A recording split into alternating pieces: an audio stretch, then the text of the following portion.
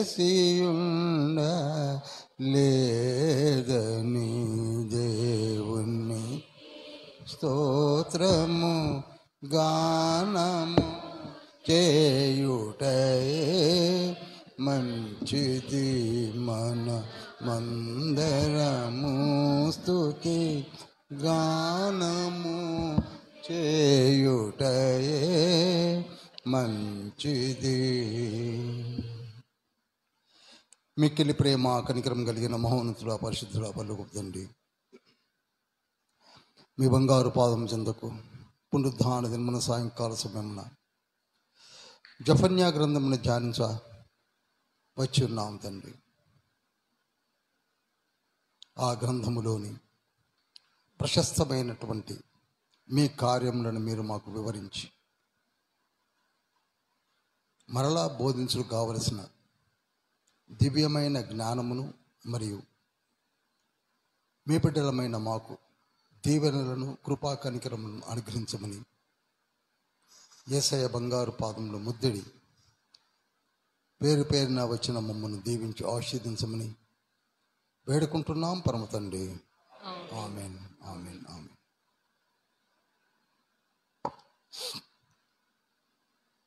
జఫన్యా గ్రంథమును మనం ధ్యానిస్తున్నాం. జఫన్యా గ్రంథము ఇది పాత నిబంధన పుస్తకములలో 36వ గ్రంథం. 36. ఇంకా 3 పుస్తకాలు మాత్రమే ఉన్నాయి. అనగా 39 బుక్స్ని మనం కంప్లీట్ చేయడానికి ఆల్మోస్ట్ ఆల్ 2 సంవత్సరాల 10 నెలలు 9 నెలలు పట్టేట్టుగా ఉంది. అంటే నియర్ అబౌట్ 3 years మనకి పాత నిబంధన గ్రంథంలో ధ్యానించటంలోనే తండ్రి మనలను దీవించి ఆశీర్వదించాడని చెప్పవచ్చు. ఆల్మోస్ట్ ఆల్ పాత నిబంధనలో నిష్ణాతులై ఉండాలి మనమందరము కూడా. పాత నిబంధన 39 పుస్తకాలు నేర్చుకున్నామంటే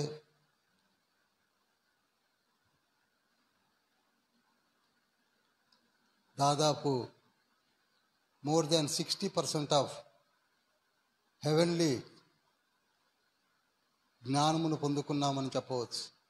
మరి ఎంతమంది కష్టపడుతున్నారో, కృషి చేస్తున్నారో, నేర్చుకుంటున్నారో.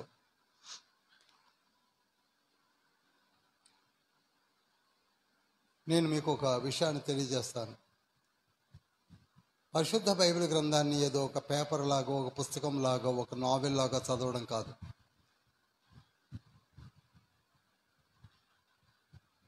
ధ్యానించాలి.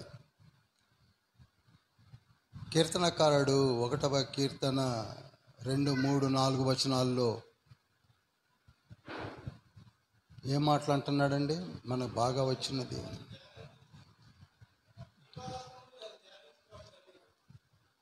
యెహోవా ధర్మశాస్త్రమునందు ఆనందించుచు దివారాత్రము దానిని ధ్యానించువాడు ధన్యుడు.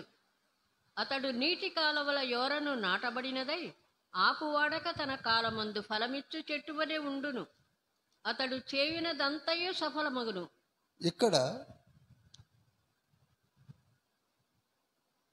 యెహోవా ధర్మశాస్త్రమునందు ఆనందించుచు దివారాత్రము దానిని ధ్యానించువాడు ధన్యుడు.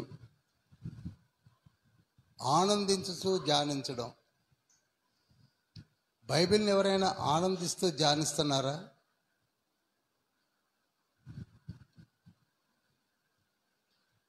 ఇది క్వశ్చనే. ఒకటి మాత్రం చెప్తున్నానండి, మన చేతిలో ఈనాడు ఉన్నటువంటి ఈ పరిశుద్ధ బైబిల్ గ్రంథం ఒకప్పుడు ఎవరి చేతిలోనూ లేదు. దీని కొరకు పరితపించారు, ప్రాణాలు సైతం పోగొట్టుకున్నారు. ఏదైనా మన చేతిలోనికి వచ్చేసరికి మనం చాలా అలుసుగా తీసుకుంటూ ఉంటాం. ఏ జీవగ్రంథం అయితే మనల్ని నడిపిస్తుందో, ఏ జీవగ్రంథము మనకు దీవెనలు అనుగ్రహించడం కొరకు తండ్రి మనకి ఇచ్చున్నాడు, ఆ జీవగ్రంథాన్ని ధ్యానించడానికి ఈ రోజులలో మనకి సమయం లేదు, వినటానికి మనసు ఒప్పుకోవడం లేదు. చాలా చాలా విచారకరము. కొందరు ప్రయత్నం చేస్తున్నారు, వారికి దొరకటం లేదు. దొరికిన వారు దాన్ని సద్వినియోగపరచుకోలేకపోతున్నారు. చూడండి ఎందుకు పలుకుతున్నారంటే 36 పుస్తకాలు అయిపోయినాయి. జస్ట్ హగ్గై, జకర్యా, మలాకి, దాంతో పాత నిబంధన పుస్తకాలు అయిపోతాయి. మన జీవితాలు మారాలి అనే ఒక కఠోర దీక్ష ఎందుకు తీసుకోలేకపోతున్నాం? As a elder of the church, elder పాస్టర్గా నేను మిమ్మల్ని బతిమాడుకుంటున్నాను, ఎందుకు తీసుకోలేకపోతున్నారు? What circumstances made you not to have Bible reading? దయచేసి మంచి ఆపర్చునిటీస్. ఈ రోజులలో తోర ధర్మశాస్త్రాన్ని ఎవరు చెప్తున్నారండి? Book of Daniel, song of Solomon, పరమగీతాలు, అద్భుతమైన పుస్తకాలు మనం ధ్యానించి ముందుకు వచ్చాం. ఈరోజు జఫన్యా గ్రంథం. ఎంతమంది జఫన్యా గ్రంథాన్ని చదివారో మన క్రూ మెంబర్స్ అయితే పెట్టారు. చేతులు ఎత్తగలరా? Very good. చాలామంది చేయి లేపలేకపోతున్నారు. 3 అధ్యాయాలు. ఎన్ని ఉన్నాయండి? అది ఏదో కీర్తన చదవలేదా అంటే 150 కీర్తనలు కనుక లేపకపోవచ్చు, కానీ 3 అధ్యాయాలు. 3 అధ్యాయాలు కూడా చదవలేని స్థితి మంది. విచారకరం. సరే, ఇకనైనా మారుదాం. నాకు తెలిసి ఇంకా 3 నెలలే ఉంది కొత్త సంవత్సరానికి కూడా. October, November, December. 2025 అని పాట పాడుకుంటామేమో. అప్పుడైనా మారుతామో? Question mark. మారాలండి, మారాలి. ఎందుకు చెప్తున్నానంటే జఫన్యా గ్రంథంలో అదే ఉంది కనుక చెప్తున్నాను. చూడండి, జఫన్యా గ్రంథమున 648లో జఫన్యా అనే ప్రవక్త ఈ గ్రంథమును రాశాడు. జఫన్యా అనే ఒక చిన్న ప్రవక్త ఈ గ్రంథాన్ని రాశాడు. 648 BC. ఈయనను మనము 12 మైనర్ ప్రాఫిట్స్లో ఒక ప్రవక్తగా మనము ఎంచుకొని ధ్యానిస్తూ ఉంటాం. Is one of the minor prophet amongst 12. పెద్ద ప్రవక్తలు 5, చిన్న ప్రవక్తలు 12 మంది. అయితే ప్రవక్తలుగా పిలువబడి ప్రవక్తలుగా ఎంచబడలేని వాళ్ళు చాలామంది ఉన్నారు. ఉదాహరణకు అబ్రహాం కూడా ఒక ప్రవక్తే, కానీ మనం మైనర్ ప్రాఫిట్గా కూడా తీసుకోము. ఆదికాండం 20వ అధ్యాయం 7వ వచనంలో యెహోవా తండ్రి అన్నాడు, నా అబ్రహాం ప్రాఫిట్ అని. దావీదు కూడా ప్రవక్తే. ఎందుకనగా దావీదు రాసిన కీర్తనలు ఎన్నో యేసుక్రీస్తు ప్రభు వారు కోట్ చేశాడు. కానీ దావీదును కూడా మనం ప్రవక్తగా పెద్దగా తీసుకోవటం లేదు కదా. 74 కీర్తనలు రాశాడు. మైనర్ ప్రాఫిట్స్లో కూడా కౌంట్ చేయటం లేదు. అదేవిధంగా కింగ్ సాల్మన్ 103 కీర్తనలు, 3000 and odd ప్రావెర్బ్స్, సామెతలు రాశాడు. ఆయనను కూడా మైనర్ ప్రాఫిట్స్లో లెక్కేస్తున్నామా? లెక్కేట్లా. ఆయన బుక్స్ కూడా రాశాడు కదండి. ప్రసంగి, సామెతలు, పరమగీతాలు, 127వ కీర్తన, 128వ కీర్తన కూడా అతని పేరిట రికార్డ్ చేయబడింది.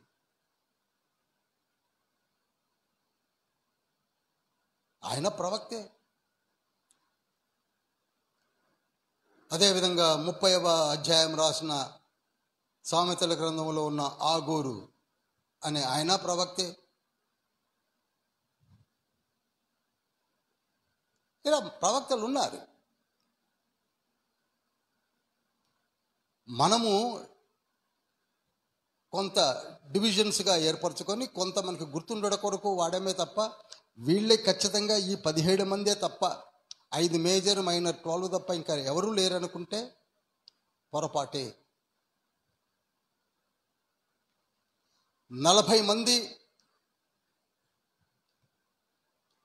ప్రవక్తలు, అపోస్తులు, దైవజనులు కలిసి రాసినటువంటి ఈ పరిశుద్ధ బైబిల్ గ్రంథం 1611 సంవత్సరాల్లో మనకు అనుగ్రహించబడిన క్యానానికల్ అనే బైబిల్ ఒక 40 ఉన్నారు. కానీ అకౌంటబిలిటీలోకి 40 మనం తీసుకున్నాం.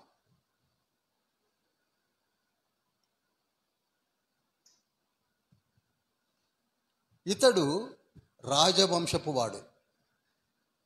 చెప్పండి. నాకు ఇదొక చాలా ఆశ్చర్యము, సంతోషం కలిగినటువంటి విషయం ఏమిటంటే, రాజుల వంశములో నుంచి ఎన్నుకోబడ్డ ఒక ప్రవక్త. ఈయన కంటే ముందు ఒక ప్రవక్త ఉన్నాడు, అతని పేరు యెషయా.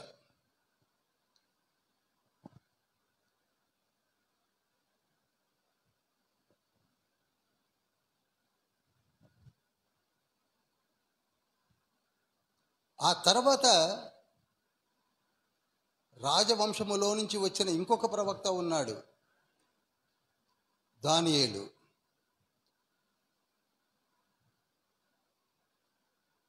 వీళ్ళందరూ మేజర్ ప్రాఫిట్స్ కిందకే వచ్చారు కదా.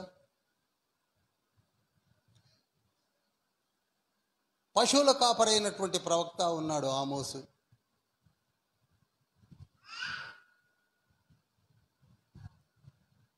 ఏ ఎన్నిక లేని వారిని ఏర్పరచుకున్నాడు, రాజవంశములో నుంచి ఏర్పరచుకున్నాడు, బెస్తలను ఏర్పరచుకున్నాడు,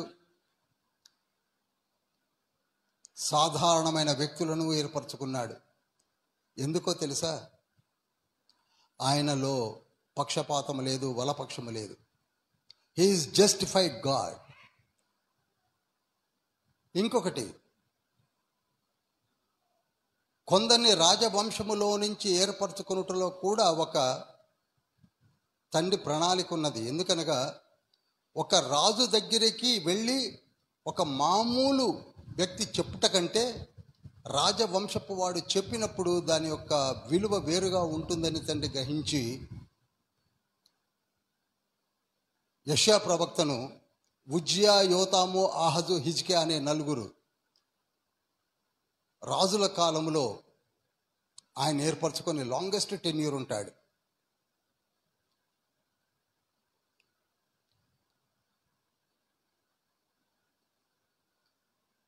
ఉజ్జియాకి చెప్పాలంటే మామూలు ప్రవక్త చెప్తే వినరు వాళ్ళు కొందరు.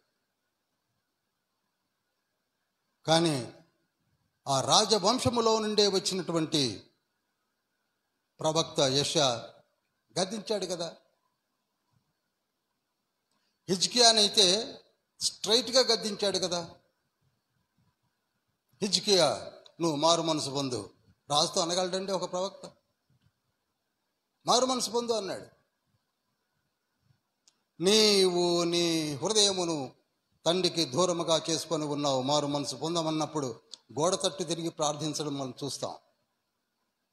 స్ట్రైట్గా మాట్లాడి స్ట్రైట్గా గద్దించాలంటే ఆ వంశపు వాళ్ళు సరైన వాళ్ళనే తండ్రి ఎంచి రాజవంశము నుండి కూడా ఏర్పరచుకున్నాడు. ఈనాడు ఇదే జఫన్యా ఎవరికి చెప్పబోతున్నాడు? యోషియాకు చెప్పబోతున్నాడు.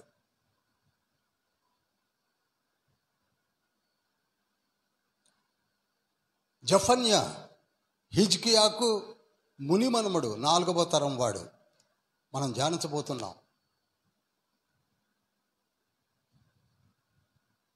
జఫన్యా 4వ తరం వాడు. ఏ హిజ్కియానైతే యెషయా గద్దించాడో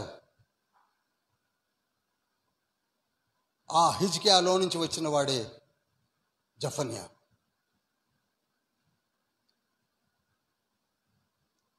ఈ పుస్తకాన్ని పాలస్తీనా ప్రాంతంలో నుంచే రాశాడు.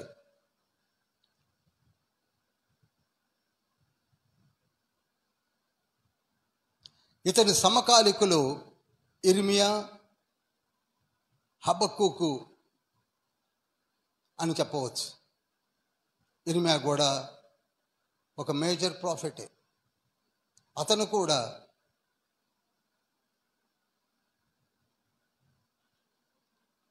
ఐదుగురు రాజుల కాలంలో ఉన్నాడు. యోషియా, యెహోయాహాజు, యెహోయాకీము, యెహోయాకీను, సిద్కియా. ఐదుగురు రాజుల కాలంలో పరిచర్య చేసినటువంటి ఒక గొప్ప ప్రవక్త ఇర్మియా. హబక్కూకు గురించి మనము గడిచిన వారమే ధ్యానించాం. అయితే జెఫన్యాలు పరిశుద్ధ బైబిల్ గ్రంథంలో 4 ఉన్నారు. ఎంతమంది ఉన్నారండి? 4 ఉన్నారు. మొదటి దినవృత్తాంతముల గ్రంథము 6:34 ఒకటి కనపడతాడు. మొదటి దినవృత్తాంతముల గ్రంథము 6వ అధ్యాయము 34 నుంచి 36 వచనాల్లో ఒక జెఫన్యా కనపడతాడు. ఇతడు ఈ జెఫన్యా కాదు. ఆ తర్వాత ఇర్మియా గ్రంథము 37వ అధ్యాయం 3వ వచనంలో ఒక జెఫన్యా కనపడతాడు. ఇర్మియా గ్రంథము 37వ అధ్యాయం 3వ వచనంలో ఒక జెఫన్యా కనపడతాడు. ఇతడు యాజకుడు. ఇతడు కూడా ఈ ప్రాఫెట్ జెఫన్యా కాదు. ఆ తర్వాత జకర్యా గ్రంథము 6వ అధ్యాయం 10వ వచనంలో కూడా ఒక జెఫన్యా కనపడతాడు. ఇతడు స్కాటర్ అయిపోయి వెనక్కి తిరిగి వచ్చే వారిలో ఉంటాడు. ఇతను కూడా ప్రవక్త అయిన జెఫన్యా కాదు. ఇక ఈ ప్రవక్త అయిన జెఫన్యా ఇక్కడ తప్ప మరెక్కడా మనకి కనపడ్డు.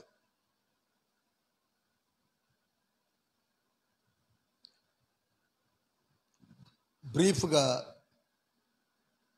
ఎంతవరకు తీసుకోవచ్చు ఉపోద్ఘాతంగా ఇతని గురించిన వివరణ. అయితే మనలో కొంతమంది 3 అధ్యాయాలు చదివిన వాళ్ళు ఉన్నారు. కానీ ఆ 3 అధ్యాయాలు చదవడం వల్ల మనకి ఏమీ అర్థం కాదు. ఎందుకనగా ఈ 3 అధ్యాయాల్లోనికి వెళ్ళాలంటే కొంత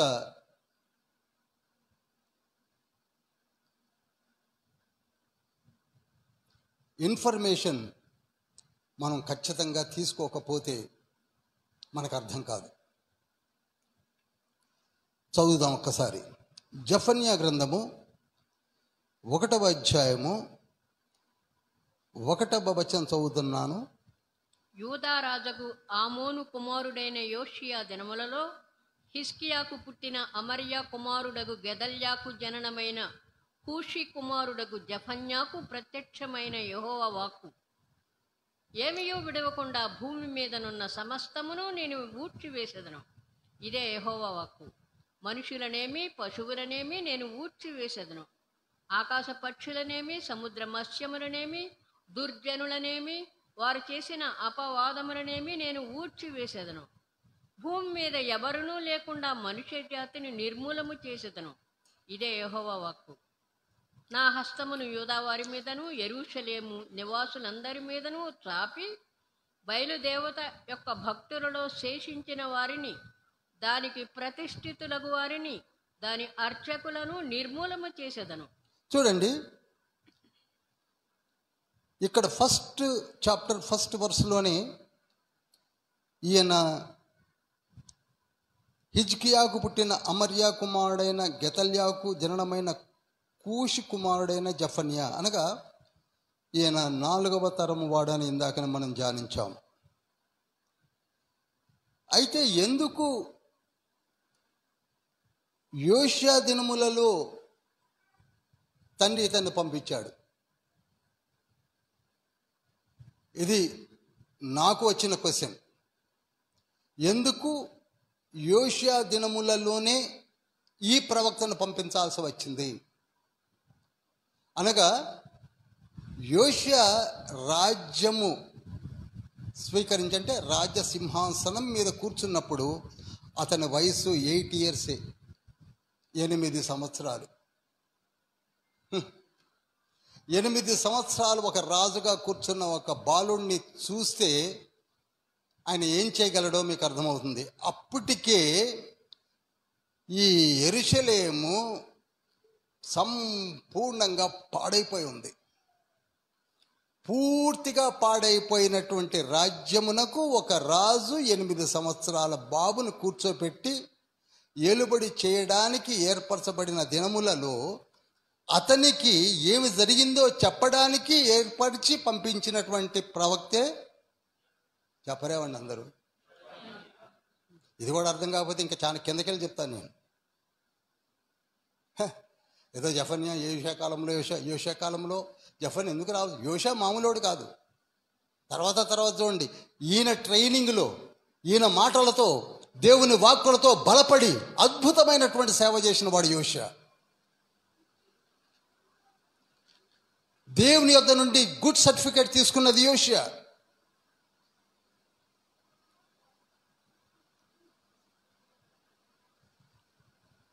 కానీ 8 ఏళ్ళప్పుడే సింహాసనం మీద కూర్చుంటే ఆయనకి ఏమీ అర్థం కావట్లే పాపం. పసి పిల్లవాడు, పసి బాలుడు, నాట్ ఈవెన్ బాలుడు. బాలుడు అంటే కనీసం 14-15 ఏళ్ళు రావాలి. 8 years. 8 yearsకి రాజుగా ఉన్నాడు. ఎవరు? హిజ్కియా. యోషియా. అప్పుడు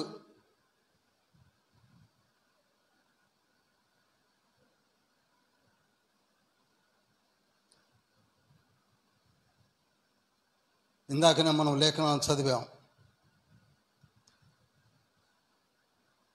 ఇదే యోషియా 31 సంవత్సరం ఏలుబడి చేశాడు. రాసుకోండి. 8 years రాజుగా, 8 సంవత్సరాలు బాలుడుగా సింహాసనం ఎక్కి 31 సంవత్సరాలు పరిపాలన జరిగించాడు. ఈయన కాలములోనే అతన్ని చక్కటి నడిపించినటువంటి గొప్ప ప్రవక్తే ఈ జఫన్యా. అందుకే 2వ రాజుల గ్రంథం 23వ అధ్యాయం 25వ వచనంలో 2 Kings 23:25లో ఏమని ఉంటుందో తెలుసా? అతనికి పూర్వమున్న రాజులలో అతని వలె పూర్ణ హృదయముతోనూ, పూర్ణాత్మతోనూ, పూర్ణ బలముతోనూ యెహోవా వైపు తిరిగి మోషే నియమించిన ధర్మశాస్త్రము చొప్పున చేసిన వాడు ఒకడునూ లేడు. అతని తరువాత నేనను అతని వంటి వాడు ఒకడునూ లేడు. ఈ క్రెడిట్ ఎవరికి పోతుందంటే జఫన్యాకే పోతుంది. అర్థమవుతుందండి? ఒక బాలుడును ఎంతగా బ్రషప్ చేస్తే అవుతాడో ఆలోచించండి. రాకుమారుడు 8 years బాయ్ను, కింగ్ని పట్టుకొని ఏవేవి చెప్పాలో చెప్పడం మొదలుపెట్టి పూర్తిగా పరిపూర్ణతలోనికి నడిపించినటువంటి ప్రొఫెట్ జఫన్యా. అవునండి, ఇంతగా ఏమైపోయింది యూదయకు అనగా యెరూషలేము దేశమునకు ఏమైపోయింది? అంత ఏం పాడైపోయింది? ఎందుకు జఫన్యా వచ్చి ఆ రాజుకు ఏమి చెప్పవలసి వచ్చింది? ఏమి హెచ్చరించవలసి వచ్చింది? ఏ విషయాల్లో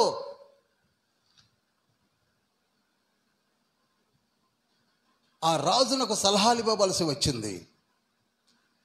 ఈ స్థితికి కారణం ఏమిటో మనం తెలుసుకోబోతున్నాం.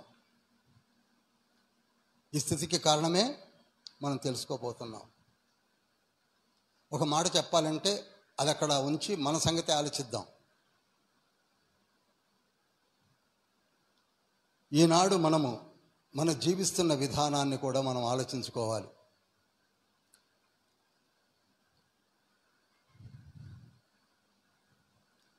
మన జీవితాల్లో how much importance we are giving to the Lord or to the Bible కూడా ఆలోచించాలి.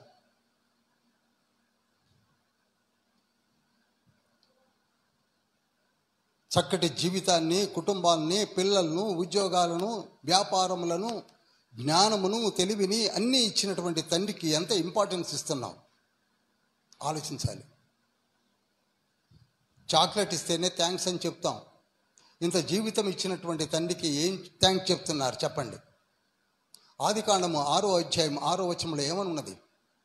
మానవులను చేసినందుకు దేవుడు తన హృదయంలో, చదివితే బాగుంటుందేమో, 6:6, తాను భూమి మీద నరులను చేసినందుకు, తాను భూమి మీద నరులను చేసినందుకు యెహోవా సంతాపము నొంది, ఎందుకు దేవుడు విచారపడాలండి? సంతాపము నొంది తన హృదయములో నొచ్చుకొనెను. చెప్పండి. అటువంటి రాటన్ పీపుల్ వీఆర్. మామూలు వాళ్ళం కాదండి, మనం పెద్ద ముదురులం. పైకి చాలా నటిస్తాం కానీ చాలా ముదురులం.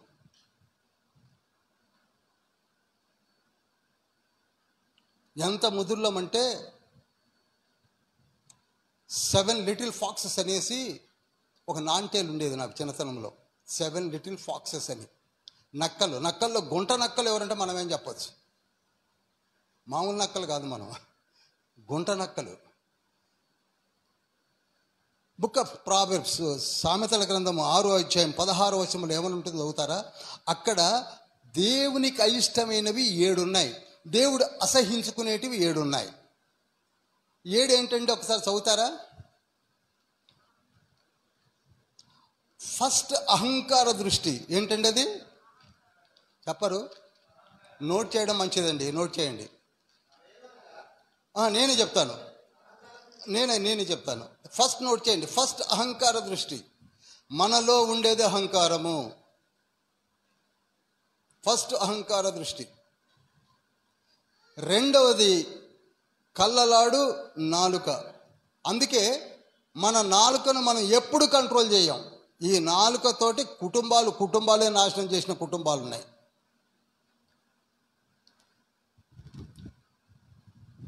ఒక ఇద్దరికి కొత్తగా వివాహం చేసి పెళ్లి కొడుకును పెళ్లి కూతుర్ని పెళ్ళైన తర్వాత అత్తగారింటికి పంపించేటప్పుడు ఒక ముత్తైదు పెద్ద ఆవిడని పంపిస్తారు కదండి సహజంగా. అలానే పంపించాడు ఒకడు. 3వ రోజు కాగడంతో పెళ్లి కొడుకు పెళ్లి కూతురు డైవర్స్ తీసుకొని వచ్చేసారు. అంటే ఈవిడ చేసిన నిర్వాహకం అది. ఈమె మీద ఆయనకి, ఆయన మీద ఈమెకి, వీళ్ళ మీద.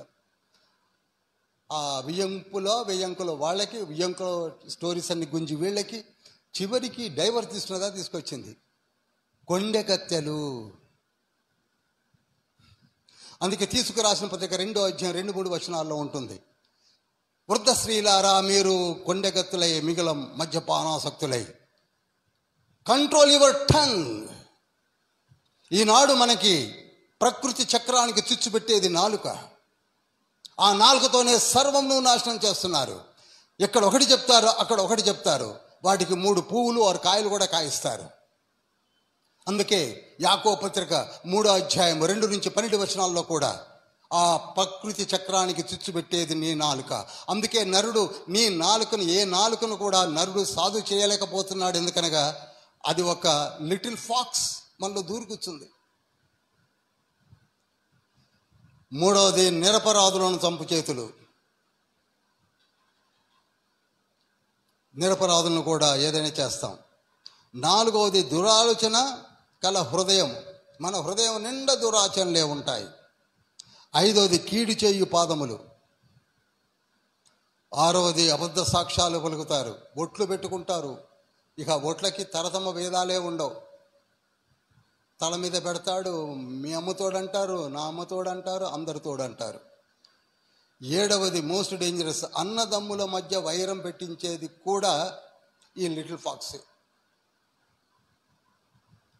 అందుకే తండ్రి హృదయంలో అసలు ఎక్కడి నుంచి వచ్చాయండి ఈ వేరియంట్స్ అన్ని? రీసెర్చ్ స్కాలర్స్ కూడా బయట పెట్టలేరేమో. అందుకే ఎక్కడనే అన్నాడు ప్రావెర్బ్స్లోనే 6:16లో,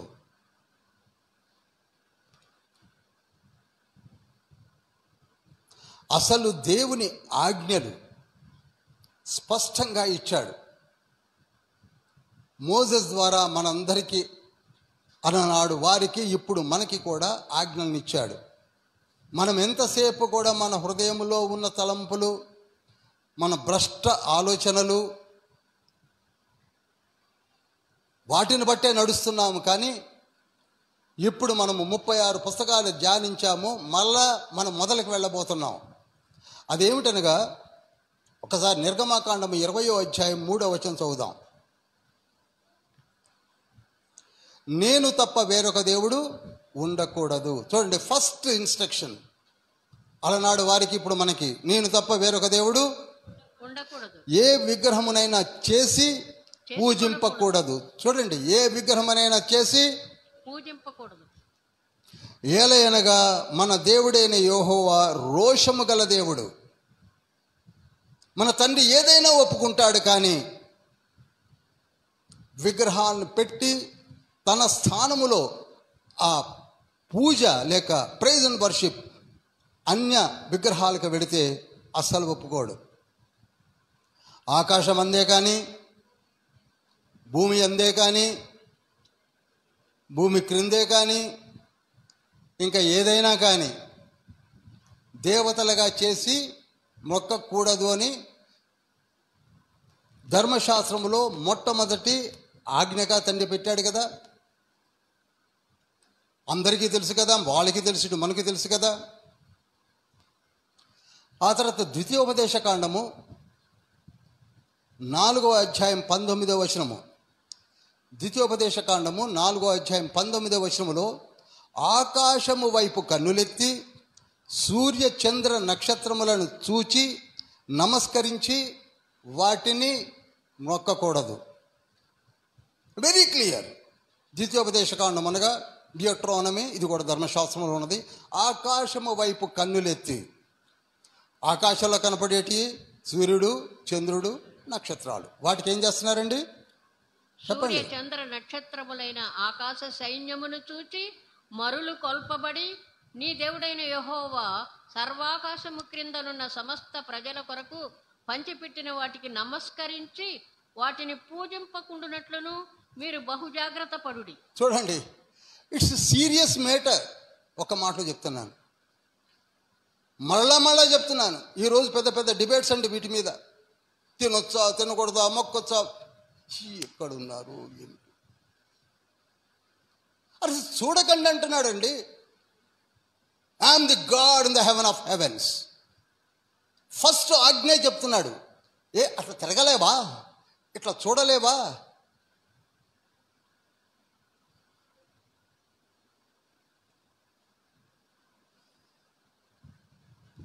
నిర్గమాలో చెప్పాడు, ద్వితీయోపదేశ కాండములో చెప్పాడు. ద్వితీయోపదేశ కాండము 17వ అధ్యాయము నోట్ చేయండి, 2, 4 కూడా చదవండి. ఆయన దృష్టికి చెడ్డు చేయుచు సూర్యునికి, చంద్రునికి, నక్షత్రములకు మ్రొక్కిన పురుషుని కానీ స్త్రీలను కానీ రాళ్లతో కొట్టి చంపేయాలన్నాడు. అర్థమవుతుందండి? Very clear. అసలు మానవులను చేసినందుకు తన హృదయంలో నొచ్చుకున్నాడు. ఎందుకంతగా చెడిపోయారంటే సృష్టికర్తను వదిలివేశారు, సృష్టమును బోధించడం మొదలుపెట్టారు. రోమీయులు రాసిన పత్రిక 1వ అధ్యాయం 21 నుంచి 24 వచనాల్లో ఏది కనపడితే దానికి మొక్కడమే. సూర్యుడు, చంద్రుడు, నక్షత్రాలు, రాయి, చెట్టు, పాము, నెమలి, ఎలుక, కోడి, ఏది కనపడుతుంది ఎందుకైనా మంచిదని.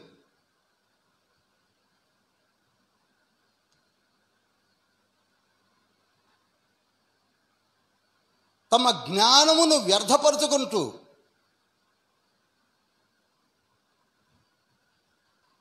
ఎంత క్లియర్గా ఆకాశము వైపు చూసి మ్రొక్కడము జాగ్రత్త అన్నాడు. ఏం చెప్పన్నాడు? అటువంటి పురుషుని కానీ స్త్రీని కానీ పట్టుకొని రాళ్ళతో కొట్టి చంపిపారేమన్నాడు. నేను అదే చెప్తున్నాను.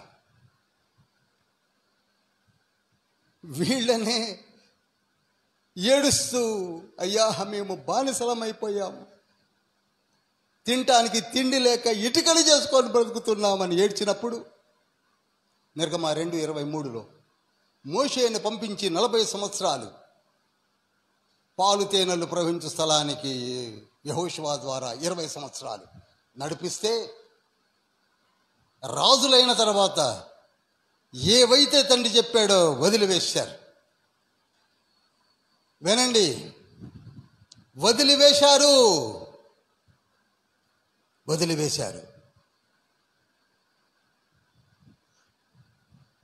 మొట్టమొదటగా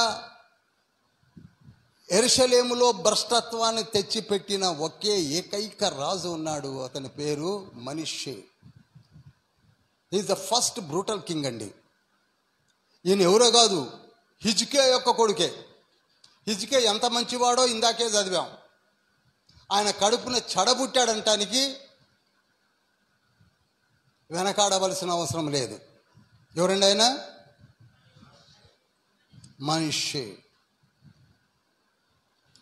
ఆ 20 మంది రాజులలో లాంగెస్ట్ టెన్యూర్ ఉన్న రాజు ఇతనే. 55 సంవత్సరాలు ఉన్నాడు. 55 ఇయర్స్లో ఇనఫ్గా పాడు చేశాడు. యథా రాజా తథా ప్రజ. నేను మొదటి నుంచి చెప్తున్నాను, ఒక సంఘము బాగుపడాలన్నా, ఒక ప్రజ బాగుపడాలన్నా, ఒక దేశము బాగుపడాలన్నా, ఒక రాష్ట్రం బాగుపడాలన్నా దక్షత కలిగినటువంటి దేవుని బిడ్డలు రావాలి. హల్లెలూయా. హిజ్కియా వరకు ఓకే, ప్రార్థనాధీరుడే, కానీ ఆయన కడుపున పుట్టినవాడు ఎవరండి? మనష్షే. 2వ రాజుల గ్రంథము ఒకసారి తీయండి. 21వ అధ్యాయము 2వ వచనం చదువుతారా? అతడు యెహోవా దృష్టికి చెడుతనము జరిగించుచు ఇశ్రాయేలీయుల ఎదుట నిలవకుండా యెహోవా వెళ్ళగొట్టిన జనములు చేసినట్లు హేయక్రియలు చేయుచూ వచ్చెను. తన తండ్రి అయిన హిజ్కియా పడగొట్టిన ఉన్నత స్థలములను అతడు తిరిగి కట్టించి, బయలుదేవతకు బలిపీఠములను కట్టించి, ఇశ్రాయేలు రాజైన ఆహాబు చేసినట్టు దేవతా స్తంభములను చేయించి, నక్షత్రములను చదవండి, తర్వాత చదవండి మీరు, ఎందుకంటే సమయం కన్జ్యూమ్ అయిద్దని ముందుకు పెడుతున్నాను. యెహోవా దృష్టికి యథార్థముగా నడుచుకునేటువంటి ఒక హిజ్కియా యొక్క కుమారుడుగా పుట్టినటువంటి ఈ వ్యక్తి చూడండి, తన తండ్రి అయిన హిజ్కియా పడగొట్టినటువంటి ఉన్నత స్థలములను అతడు తిరిగి కట్టించాడు. ఎందుకనండి? యెహోవా దేవుడు తెలియదు ఆయనకి? రాజు కదా. బయలుదేవతకు బలిపీఠమును కట్టించాడు. బయలుదేవతకి ఇజ్రాయేలు రాజైన ఆహాబు చేసినట్లు దేవతా స్తంభములను చేయించి నక్షత్రములకు మొక్కాడు, వాటిని పూజించుచుండెను. చూడండి, మరియు నా నామము ఉంచుదునని యెహోవా సెలవిచ్చిన యెరూషలేములో అతడు యెహోవా మందిరమందు బలిపీఠాలు కట్టించాడు. యెహోవా మందిరములో, కింగ్ సాల్మన్స్ టెంపుల్లో ఏం కట్టించాడండి? ఒక రాజు తన కుమారుని అగ్నిగుండము దాటించి జ్యోతిష్యమును శకునములను వాడుక చేసి యక్షిణగాండుతోనూ సోదగాండుతోనూ సాంగత్యము చేసెను. ఒక రకంగా చెప్పాలంటే యూదయలో ఉన్న ప్రజలందరూ కూడా చక్కటి అన్య దేవతారాధకులైపోయారు.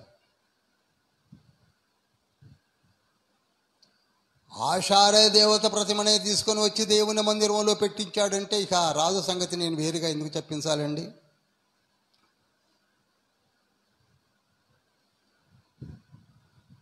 అప్పుడు తండ్రి మాట్లాడిన మాటలను మనం చూస్తే 21వ అధ్యాయము 8 నుంచి 13 వచనాలు తర్వాత చదవండి. 8 నుంచి 13 తర్వాత చదవండి. కొంచెం నేను చదువుతాను. ఇజ్రాయేలీయులకు నేను ఆజ్ఞాపించినంతటిని నా సేవకుడకు మోషే వారికి వ్రాసి ఇచ్చిన ధర్మశాస్త్రమును వారు గైకొన్న ఎడల వారు పితరులకు నేను ఇచ్చిన దేశములో నుండి వారి పాదములను ఇక తొలగిపోనీయక యెహోవా సెలవిచ్చిన మాట వారు వినక ఇశ్రాయేలు ఎదుట నిలవకుండా యెహోవా లయము చేసిన జన్ములను మించిన చెడుతనము చేయనట్లు మనుష్యే వారిని రేపెను. ఇక్కడ క్లియర్గా మనుష్య చేయబట్టే జరిగింది అని రికార్డ్ చేయబడింది. కనుక ఇప్పుడు 12వ వచనం, కావున ఇశ్రాయేలీయుల దేవుడైన యెహోవా సెలవిచ్చున్నదేమనగా, వినువాని 2 చెవులు గింగురు మననంత కీడు యెరూషలేము మీదికి యూదా మీదికి నేను రప్పించుచున్నాను. ఒకడు పళ్ళెము తుడిచినప్పుడు దాన్ని బోలించి తుడిచినట్లు నేను యెరూషలేమును తుడిచివేసేదను. It's very clear. నేను తుడిచి పారేస్తాను. ఈనాడు బాహాటంగా డిబేట్ చేసుకుంటున్నాం. హాస్యాస్పదం అనిపిస్తుంది నాకు. తినొచ్చా తినకూడదా? అంత తినాలనిపిస్తే పోయి స్వీట్ షాప్కి పోయి కొనుక్కొని తినరాదు. దాని మీద పెద్ద ఆర్గ్యుమెంట్స్.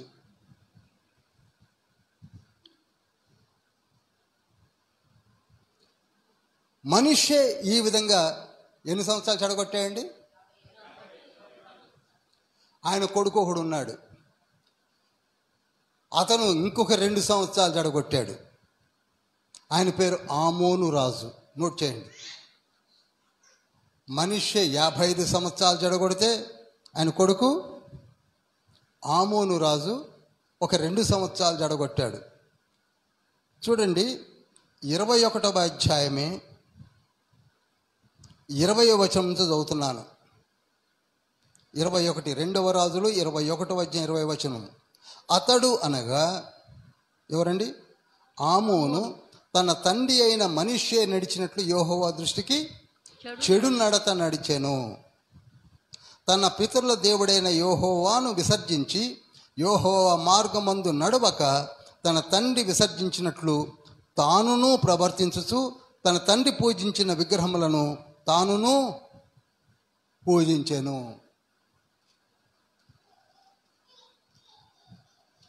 ఇప్పుడు తప్పెవరిదండి? రాజులు. తప్పెవరిదండి? రాజులు.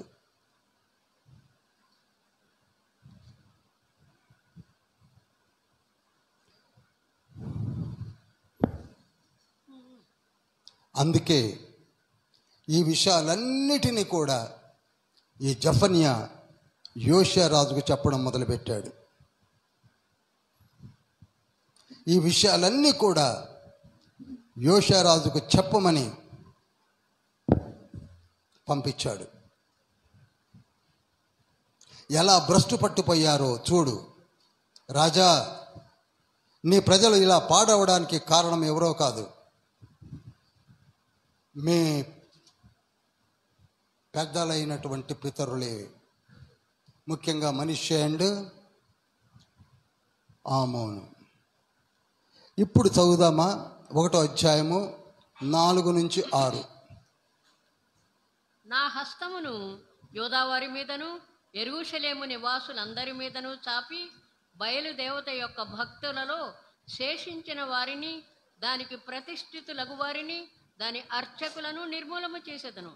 మిద్దెల మీద ఎక్కి ఆకాశ సమూహములకు మ్రొక్కువారిని, యెహోవా పేరును బట్టి బయలుదేవత తమకు రాజను దాని నామమును బట్టి మ్రొక్కి ప్రమాణము చేయువారిని నేను నిర్మూలము చేసేదను. యెహోవాను అనుసరింపక ఆయనను విసర్జించి ఆయన యొద్ద విచారణ చేయని వారిని నేను నిర్మూలము చేసేదను. చూడండి, తండ్రికి కోపం వచ్చిందంటే రాదా? మనం వింటుంటేనే మనకి ఎలా ఉందో చెప్పండి. రాజులను చేసి నడిపించి, ఇది నేను చదువుతున్నప్పుడు నాకు అనిపించేది,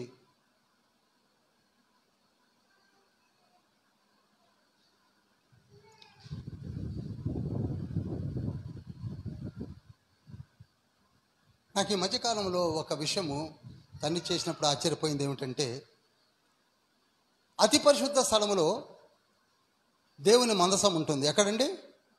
అతి పరిశుద్ధ స్థలంలో దేవుని మందసం ఉంటుంది. ఎంతమందికి మరి అర్థమవుతుందో తెలియదు కానీ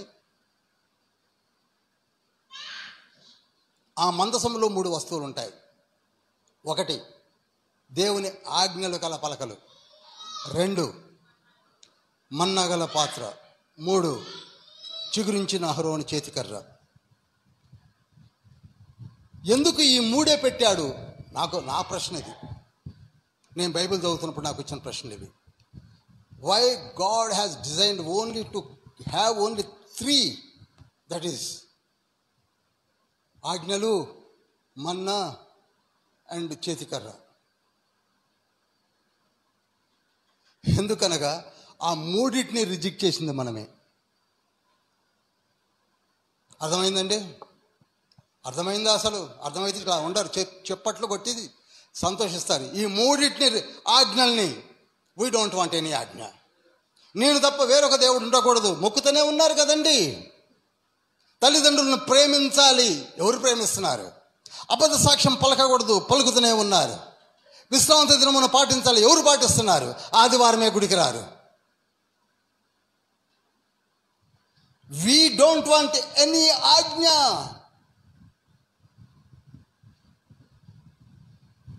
ఇక మన్నా 40 సంవత్సరాలు తిని కడుపు నింపుకున్నటువంటి వాళ్ళే పాలుదేనలు ప్రవహించే స్థలానికి వచ్చాక మాకు మన్నా అక్కర్లేదన్నారు. అనలేదా? వినలేదా? చదవండి. వీ డోంట్ వాంట్ ఎనీ మన్నా. మాకు బోరు కొట్టింది. కీరకాయలు, దోసకాయలు మన్నా కంటే బాగుంటాయట. రిజెక్టెడ్. చిగురించిన అహరోను చేతికర్ర. మనకి ఎవరు కూడా చెప్పే కాపర్లు కానీ, సువార్థికులు కానీ, ఉపదేశకులు కానీ, టీచర్స్ కానీ, ప్రాఫిట్స్ కానీ, అపోస్టల్స్ కానీ మాకక్కరలేదు. అర్థమవుతుందండి? ఆనాటి నుంచి ఈనాటి వరకు కూడా అదే రిజెక్షన్. అందుకే దానిపైన కరుణాపీఠమును పెట్టించాడు తండ్రి. ఇది మందసం అనుకుంటే దీనిపైన ఎవరున్నారండి? కరుణాపీఠం ఎవరో కాదు, యేసుక్రీస్తు ప్రభువు వారి సింహాసనం.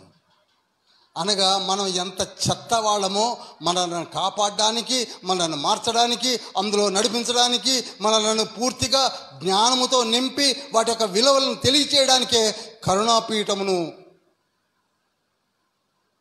లోతు.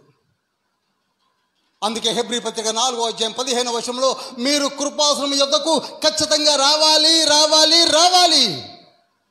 How long you will disobey the word of God? How long? నీకు ఏమీ తెలియదే. మాకు అక్కర్లేదు బ్రదర్ ఆజ్ఞలు, మాకు అక్కర్లేదు బ్రదర్ మన్నా, మాకు అక్కర్లేదు బ్రదర్ ఎవరు సూపర్విజన్ కూడా. అందుకే తండ్రి ఏమంటున్నాడు ఇప్పుడు చూడండి, అక్కర్లేదు అన్నారు కదా, ఏమి విడవకుండా భూమి మీద ఉన్న సమస్తమును నేను ఊడ్చి పారేస్తాను. మీకు ఎవరు కావాలో మీకే తెలియదు. సీరియస్గా ఆలోచించండి. ఆనాడు, అప్పుడు, ఈనాడు, ఇప్పుడు కూడా అదే సిచ్యువేషన్ కనపడుతుంది.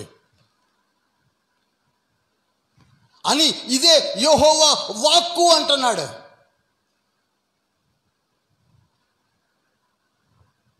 పైపెచ్చు మనుషులనేమి, పశువులనేమి, పక్షులనేమి. అలనాడు కూడా మోషే కాలములో తండ్రి ఇచ్చినటువంటి ఆజ్ఞలను ఎవరైతే వదిలివేశారో వాళ్ళనందరినీ కూడా ఏం చేస్తానంటున్నాడు? ఊడ్చి పారేస్తాను, ఊడ్చి వేసేదను. భూమి మీద ఎవరూ లేకుండా ఊడ్చి పారేస్తాను. యెరూషలేమును, యూదయను ఊడ్చి పారేస్తాను. 2 చెడిపోయి ఉన్నాయి, అక్క చెల్లి. ఓహోలా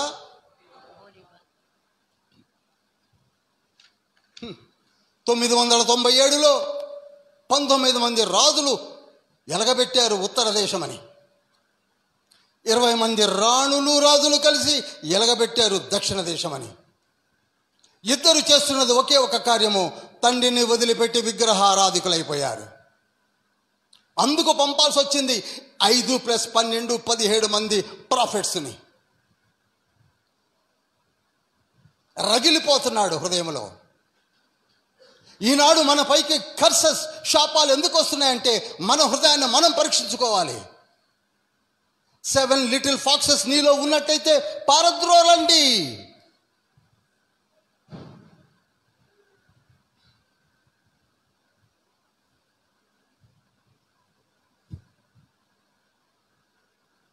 నాలుగో వచనం చదవండి అమ్మా. నా హస్తమును యూదావారి మీదను యెరూషలేము నివాసులందరి మీదను చాపి బయలుదేవత యొక్క భక్తులలో అసలు ఆగండి అమ్మా. యూదయలో బయలుదేవత భక్తులు ఉన్నారండి. ఆహా, బయలుదేవత భక్తులు. ఆహా, దాని అర్చకులు. అబ్బా, ఇప్పటికీ పెళ్లి పెట్టుకోవాలంటే అమావాస్య వద్దు బ్రదర్, వర్జం వచ్చేస్తుంది. శని ఇటు చూస్తున్నాడు, గురుడు అటు చూస్తున్నాడు, వీడు చూసినట్టే. దాని అర్చకులను నిర్మూలన చేసేదను, మిద్దెల మీదకెక్కి ఆకాశ సమూహములకు మొక్కువారిని. చదవమ్మవి. మిద్దెల మీదకెక్కి ఆకాశ సమూహములకు మొక్కువారిని యెహోవా పేరును బట్టి బయలుదేవత తమకు రాజను. ఆగుదామమ్మా, ఇక్కడ చాలా జాగ్రత్తగా మనం మ్యాగ్నిఫై చేయాలి. ఒక బ్యాచ్ ఏమో మిద్దెల మీదకెక్కి ఆకాశ సమూహాలకు మొక్కుతుంటే, ఇంకొక బ్యాచ్ ఏమో యెహోవా తండ్రికి మొక్కుతున్నారు. 50-50 బిస్కెట్లు ఉన్నాయే, ఆ బాపత కూడా ఉన్నారు.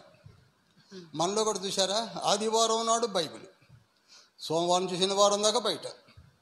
50-50 అంటారు.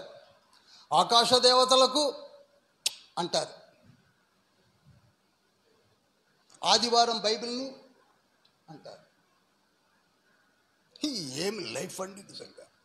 You should have common sense at least. ఉంటే అటు మొక్కు లేకపోతే ఇటు మొక్కు. ఏంటి నటన? ఎంతకాలం ఈ నటన?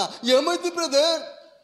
ఏమైందో చూడు బ్రదర్, చెప్తున్నాడు కదా బ్రదర్, తుడిచి పారేస్తాను. ఇంకా మంగళవాడన్నా కొంచెం వదిలిపెడతాడేమో, బ్లేడ్ సరిగ్గా లేకపోతే. నేను నిర్మూలము చేసేదను. 7వ వచనం చూడండి. ప్రభువైన యెహోవా దినము సమీపమాయెను, ఆయన బలి ఒకటి సిద్ధపరిచి ఉన్నాడు, తాను పిలిచిన వారిని ఆయన ప్రశ్నించుచున్నాడు. అనగా యెహోవా దినము అనే మాట ఫస్ట్ చాప్టర్లోనే దాదాపు 4 సార్లు వాడాడు. ఫస్ట్ చాప్టర్లోనే యెహోవా దినము వస్తుంది, యెహోవా దినం వస్తుంది. ఫస్ట్ చాప్టర్లోనే 4 times. చదవండి, నోట్ చేయండి. నా బైబిల్ చూడండి, గీసి పెట్టాను నేను. కొంచెం విజనరీ రీడింగ్ చేయండి అమ్మా. ఎంతకాలం అండి? ఇంకా 3 పుస్తకాలు ఉన్నాయి.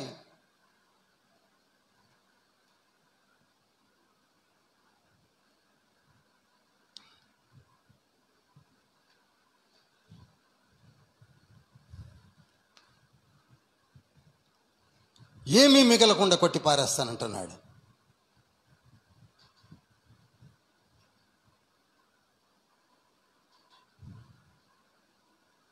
దేనికి?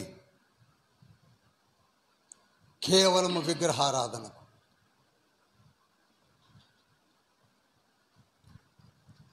ఇర్మియా కూడా ఇవే మాటలు రికార్డ్ చేశాడు, చూశారా? ఇర్మియా గ్రంథం 44వ అధ్యాయం 18వ వచనము, 16వ వచనము, 14 నుంచి మొదలు పెడతాడు, 18, 19లో క్లోజ్ చేస్తాడు. ఆకాశ రాణి అని పేరు పెట్టుకున్నారండి. మొత్తం ఆకాశానికి ఎందుకైనా మంచిదని ఒక రాణి అన్నారు. ఆవిడికి మొక్కనందుకట్ట వీళ్ళకి ప్రాబ్లమ్స్ వస్తున్నాయట. ఎవరికి మొక్కనందుకండి? ఆకాశ రాణికి. అబ్బా, ఇంకొక మాట ఉంది. యెహెజ్కేలు గ్రంథము 8వ అధ్యాయము 16వ వచనం చదువుతారా? అక్కడ దేవుని ఆలయములో వీపునేమో ఆలయం తట్టు పెట్టి తూర్పు వైపున్న సూర్యుడికి నమస్కారాలు చేస్తున్నారు. వారి వీపులు యెహోవా ఆలయము తట్టును, వారి ముఖములు తూర్పు తట్టును తిరిగి ఉండెను. వారు తూర్పున ఉన్న సూర్యునికి నమస్కారము చేయుచుండిరి. చాలండి. ఇక ఏం చేయమంటారు చెప్పండి, మీరే చెప్పండి. దేవుణ్ణి ఏం చేయమంటారు? యెహోవా తండ్రి ఏం చేయాలి చెప్పండి, ఏం చేయాలి? రోషము గల దేవుడను 60 సంవత్సరాలు నడిపించాను, రాజులను 39 + 3 42 మంది రాజులు ఏలుబడి చేశారు. మీలో ఏమాత్రము, ఇంకో మాట చెప్పాలా, యోషియా రాజు కాలంలో అసలు ధర్మశాస్త్రం అనే పుస్తకమే మిస్ అయిపోయింది. షాఫాను శాస్త్రి, హిల్కియా అనే యాజకులు వాళ్ళందరూ కలిసి పట్టుకొని దొరికిందని పట్టుకొని వచ్చారు. దేని దొరికిందని పట్టుకొని వచ్చింది? ధర్మశాస్త్రాన్ని. ఎటువంటి మన ఇంట్లో కూడా ఎవరైనా పాస్టర్స్ వచ్చినప్పుడు మనకి బైబిల్ కనపడి చావదు.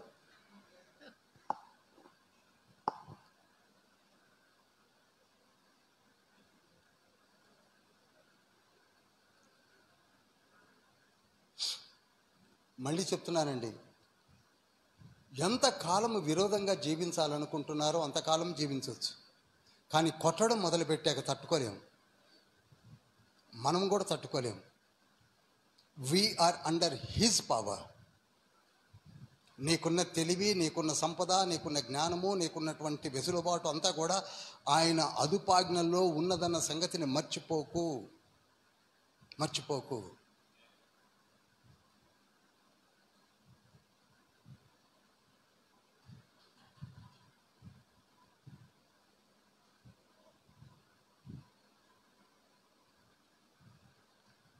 అసలు దేవుణ్ణి విసర్జించి ఎక్కడికో పోయి విచారణ చేసేవాళ్ళు బయలుదేరారండి. ఈనాడు చూడండి, పెళ్లి పెట్టుకోవాలి, ఎక్కడ పోతున్నాం? ముహూర్తాలు పెట్టేవాడి దగ్గర పోతున్నాం.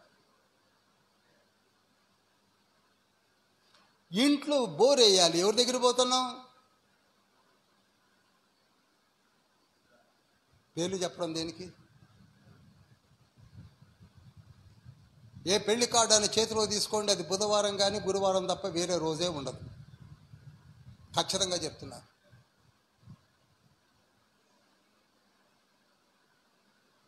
ఎందుకంటే తత్తిమ రోజులు మనం చేసుకున్నది కాదు, అవి 2 మనం చేసుకున్న రోజులు, అవి బెస్ట్ డేస్.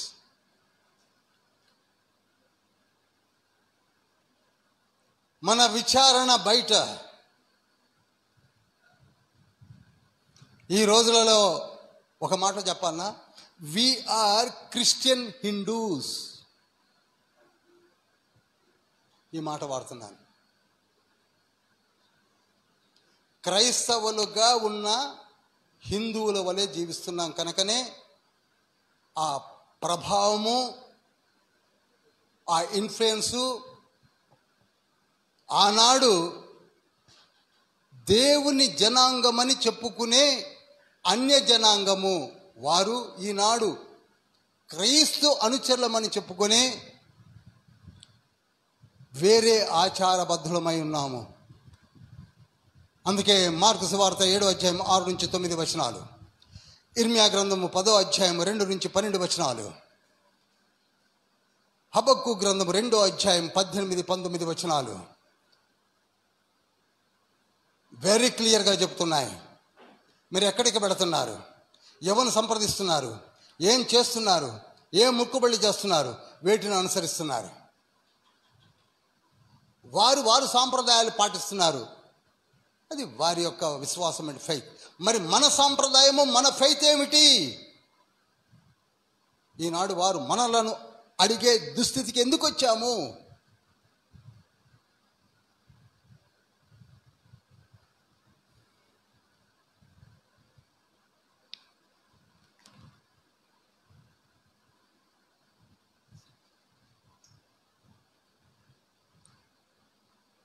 కేవలము ఆనాడు వారు, ఈనాడు మనము కూడా రూటు తప్పిపోతున్నాం. జాగ్రత్త.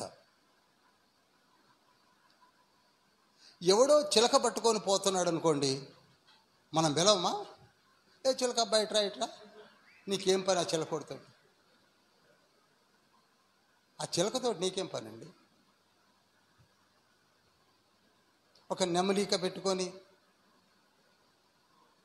ఒక సిల్క్ కండువాతో చుట్టుకొని, ఏదో 100 ఏళ్ళు హిమాలయాల్లో ప్రార్థించి వచ్చినట్టుగా గెటప్ తోటి కుర్రో అంటే వాణ్ణి పిలుస్తాం.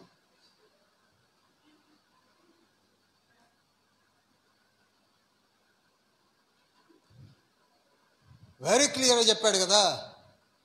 లేవికాండము 19వ అధ్యాయం 28, 29, 30, 31 వచనాల్లో శకునము చూసువారు, శకునగాండ్రను పిలిచేవారు, శకునగాండుతో సాంగత్యము చేయవారు, పచ్చబొట్లు పొడిపించుకునేవారు, విష్క్రాఫ్ట్ పర్సన్స్తో ఫ్రెండ్షిప్ చేసేవారు, చేతబళ్ళుతో నీకేం పని, అంజనాలతో నీకేం పని, వాడిని వేసుకోమని అంజనాల్ని ఇంట్లో కూర్చొని చిలకలు పట్టుకొని తిరగడం దేనికి?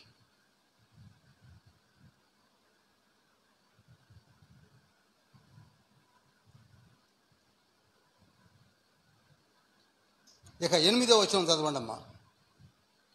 యెహోవా ఏర్పరిచిన బలి దినమందు అధిపతులను రాజకుమారులను అన్య దేశస్థుల వలె వస్త్రములు వేసుకుని వారందరినీ నేను శిక్షింతును. ఆగమ్మా, ఆ రోజు ఏ రోజైతే నేను సిద్ధపరిచానో, ఊడ్చేసే రోజు, క్షౌరము చేసే రోజు, ఎవరిని కొడతాడట? అధిపతులను కొట్టేస్తాడట. ముందు వాళ్లే కదా మినిస్టర్స్, అడ్మినిస్ట్రేటర్స్. తర్వాత రాజకుమారులను, తర్వాత అన్య దేశస్థుల వలె వస్త్రం. ఇప్పుడు ఏం తక్కువ? మీరు సిటీస్లోకి వెళ్ళి చూడండి, వెనక నుంచి ఆడవాళ్ళు ఎవరో మగవాళ్ళు ఎవరో గుర్తుపట్టలేరు. డ్రెస్ కోడ్ జీన్ ప్యాంట్ పైన టాప్స్, వెనక నుంచి ఎవరైనా ఆలోచించాల్సి వస్తుంది. ద్వితీయోపదేశకాండం 22వ అధ్యాయం 5వ వచనంలో అన్నాడు, వస్త్రధారణ జాగ్రత్త, స్త్రీలారా స్త్రీల వస్త్రములు ధరించండి, పురుషులారా పురుషుల వస్త్రములు ధరించండి. స్త్రీలు పురుష వస్త్రములను, పురుషులు స్త్రీల వస్త్రములు ధరించినట్లయితే క్షౌరం, నీ లైఫే క్షౌరం అయిపోతుంది. And you are thinking that I will do something. ఏం సంపాదిస్తావు? ఏమవుతుంది నీ వల్ల? నీతో ఏమవుతుంది? ఎంత క్లియర్గా లిఖింపజేశాడు చూడండి. అన్య దేశస్తుల వలె వస్త్రములు ధరించు వారలారా. ఎంత విర్రవీగేసుకొని తిరుగుతున్నారో మీరు చూడండి, టౌన్షిప్లోకి వెళ్తే కనపడద్ది. నేను శిక్షింతును. 10వ వచనం చూడండి. ఆ దినమందు, ఏ దినమందు ఏం చేస్తాడట? మత్స్యపు గుమ్మములలో రోదన శబ్దము. ఇక్కడ అవుతా మత్స్యపు గుమ్మం ఎవరికైనా గుర్తుందా? నెహెమ్యా 3వ అధ్యాయములో 10 గుమ్మాలు కట్టాడు. అందులో ఉత్తర దిశన నార్త్ ఈస్ట్ సైడ్ గొర్రెల గుమ్మము, నార్త్ వెస్ట్ సైడ్ మత్స్యపు గుమ్మము. ఇదేమిటంటే వ్యాపారములు జరిగించే గుమ్మం. ఇది పిచ్చి వ్యాపారం జరుగుతుంటుంది. హైదరాబాద్లో మీకు హ్యాబిట్ సెంటర్ ఎలా ఉంటుందో మీకు తెలుసు కదా. విజయవాడలో 5 నంబర్ రూట్ అంటారు. అక్కడ సాయంత్రం మనం అడుగు తీసి అడుగు పెట్టలేం. అలా మత్స్యగుమ్మం దగ్గర ఉంటుందండి వ్యాపారము. ఓఫో, ఇప్పుడు మనమేం తక్కువనా? ఆన్లైన్లో వ్యాపారాలు మనవి. ఇప్పుడు ఫోన్ వచ్చిన తర్వాత ఆన్లైన్లో రమ్మీలు ఆడుతున్నారు.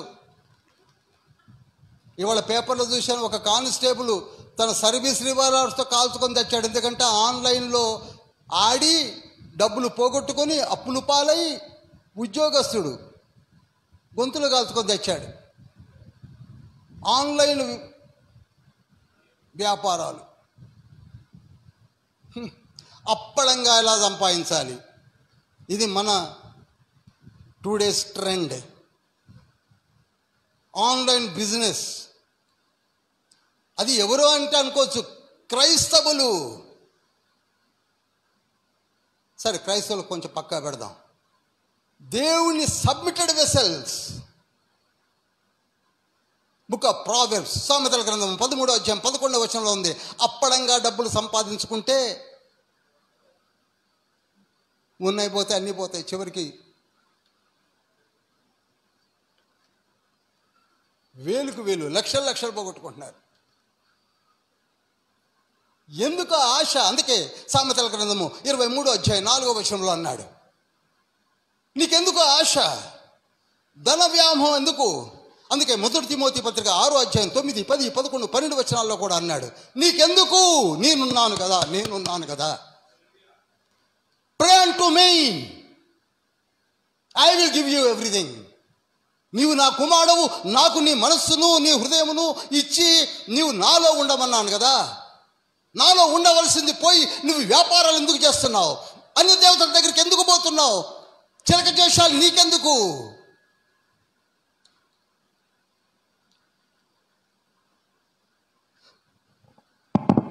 మోటార్ సైకిల్ మీద పోతూ కూడా గబుక్కులు సూర్యుడు కనపడి నీ బ్రతికేమైంది? ఓని భక్తి కాలిపోను. 2 చేతులు వదిలిపెట్టి, బా ఏం భక్తి అండి.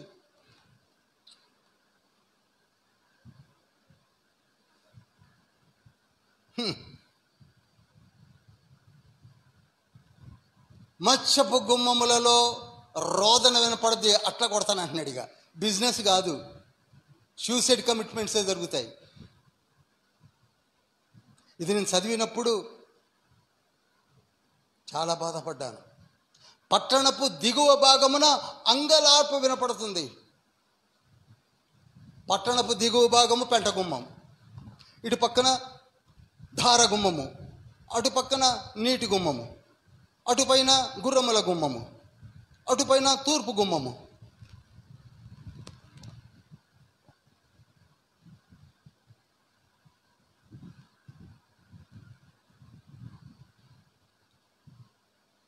ఈనాడు మన కుటుంబాల్లో ఏమీ మిగలటం లేదు. ఎందుకో తెలుసా?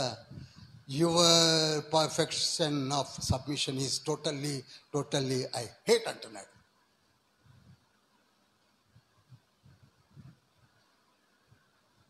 నేను మారు మనసు పొందాను బ్రదర్. మారు మనసు పొందితే 2వ కొరింథీ పత్రిక 5వ అధ్యాయం 17వ వచనం ప్రకారంగా నీవు నూతన సృష్టి. మరి ప్యాకెట్ ఎందుకు ఆడుతున్నావు? చెప్పు, నూతన సృష్టి కదా.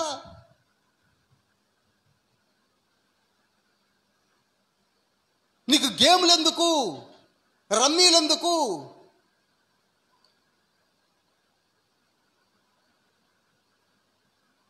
అప్పులు చేసి పెట్టడం ఎందుకు? కష్టపడు. ప్రభువునందు లక్ష్యముంచు. నూతన సృష్టి అనే మాట కాక సెకండ్ స్టెంజ్ అని ఉంటుంది. సమస్తము ఏముందండి? నూతన వాయను పాతవి గతించెను. పాతవి నట్టి వచ్చినాయిగా. ఊరికినే చదువుకోవడానికి బాగుంది బ్రదర్ ఈ లేఖనం. అన్ని సమస్తం అయిపోయినాయి.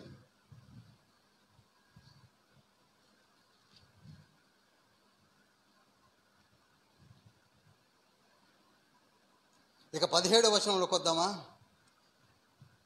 జనులు యెహోవా దృష్టికి పాపము చేసిరు కనుక నేను వారి మీదకి ఉపద్రవము రప్పింపబోతున్నాను. వారు గుడ్డి వారి వలె నడిచెదరు. వారి రక్తము దుమ్ము వలె కారును, వారి మాంసము పెంట వలె పారవేయబడును. యెహోవా చాలండి. ఎక్కడ దాకా వెళ్ళిపోతుంది మన పరిస్థితి. ఈనాడు మన కుటుంబాలు ఎందుకు సర్వనాశనం అవుతున్నాయి? ఎందుకు we are not getting the crop? Why we are sowing the seeds? ఎందుకు మనకి రాలేకపోతుంది?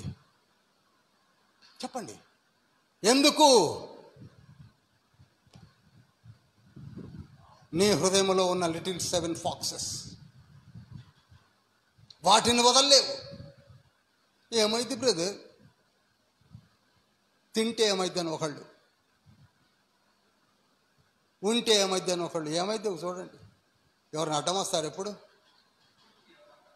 740లో ఇజ్రాయెల్ దేశం ఫట్, 607లో ఫట్ అవ్వబోతుందని చెప్తున్నాడు. 607, ఇదంతా 648. ఓన్లీ 41 ఇయర్స్ డిఫరెన్స్లో ఎగిరిపోద్ది. అలానే జరిగిందా లేదా? హబక్కు కదా అన్నాడు కదా. హబక్కు గ్రంథం 2వ అధ్యాయము 3వ వచనంలో అన్నాడు కదా, ఇది తప్పగా నెరవేర్చబడును, తప్పగా జరుగుతుంది. పరిగెత్తుతూ చదువువాడు కనపడేలా పెద్దగా రాయి మిస్టర్ హబక్కు కన్నడా లేదా? అప్పుడు ఆయన అన్నాడు, ఇప్పుడు ఈయన చెప్తున్నాడు, యోషయా నువ్వు ఏదైనా చెయ్యి, నువ్వు చెయ్యి. యోష మామూలుడు కదండి, యోష ప్రవచన పురుషుడు. యోషయ పుట్టబోతున్నాడని మొదటి రాజుల గ్రంథము 13వ అధ్యాయంలోనే లిఖించబడి ఉన్నది. 250 సంవత్సరాల క్రితం ఆయన పుట్టబోతున్నాడని ప్రాఫెసీ వచ్చింది. పేరుతో సహా యోషియా అనే రాజు రాబోతున్నాడు అని. ఫస్ట్ ఇజ్రాయెల్ రాజునకు వచ్చినటువంటి చదువుతారా? మొదటి రాజుల గ్రంథము తీయండి, 13వ అధ్యాయము చదవండి. 13వ అధ్యాయము 2వ వచనము. ఆ దైవజనుడు యెహోవా ఆజ్ఞ చేత బలిపీఠమునకు ఈ మాట ప్రకటన చేశాను. బలిపీఠమా యెహోవా సెలవిచ్చినదేమనగా, దావీదు సంతతిలో యోషియా అను ఒక శిశువు పుట్టును. నీ మీద ధూపము వేసిన ఉన్నత స్థలము యొక్క యాజకులను అతడు నీ మీద అర్పించును. అతడు మనుష్య శల్యములను నీ మీద దహనము చేయును. చాలండి. 8 సంవత్సరాలకే రాజు అయినటువంటి ఈ యోషియానే తర్వాత కాలంలో రికార్డును సృష్టించాడు. ఈయన గురించే 250 సంవత్సరాల క్రితమే ఇక్కడ ఒక దైవజనుడు స్పష్టంగా చెబుతున్నాడు, ఇదిగో దావీదు సంతతిలో నుండి ఒక యోషియా అనే రాజు రాబోతున్నాడు అని. 250 సంవత్సరాల తర్వాత వచ్చాడు. ఆయన చేసిన అన్ని చదవండి, మీకు అర్థమవుతుంది. ఈనాడు నీవు అటువంటి వాడివి కాదా? నీవు కూడా అలా జీవించలేకపోతున్నావా? నీవు సబ్మిట్ చేసుకుంటే సబ్మిటెడ్ వెసల్లాగా ఎందుకు జీవించలేకపోతున్నావు? చదువుకోవడానికైనా నేను నూతన సృష్టి, రోమీలు రాసిన పత్రిక 8వ అధ్యాయం 1వ వచనం ప్రకారంగా నా మీద ఏ శిక్షా విధి లేదు. ఎందుకుండదు? సోమవారం నుంచి శనివారం ఎక్కడ ఉంటున్నావు చూడు. కొలస్సీ పత్రిక 3వ అధ్యాయం 1వ వచనం ప్రకారంగా మేము పైనున్న వాటిని చూస్తాము కానీ కిందున్న వాటిని చూడమని అంటున్నాం, కానీ పైన దేని చూస్తున్నాం? సూర్యుడిని, చంద్రుడిని, నక్షత్రాన్న.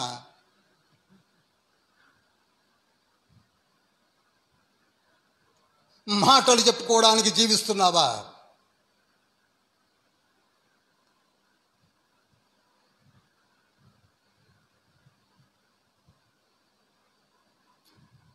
అందుకే 2వ అధ్యాయంలో చూసినట్లయితే, ఇది 2 పార్ట్లు చెప్పాలండి నేను, కానీ చెప్పను.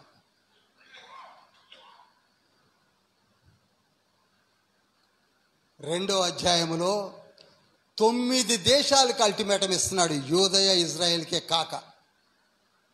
ఇదేదో వాళ్ళని కొడుతున్నాడని వీళ్ళు సంకలు కొట్టుకుంటారని.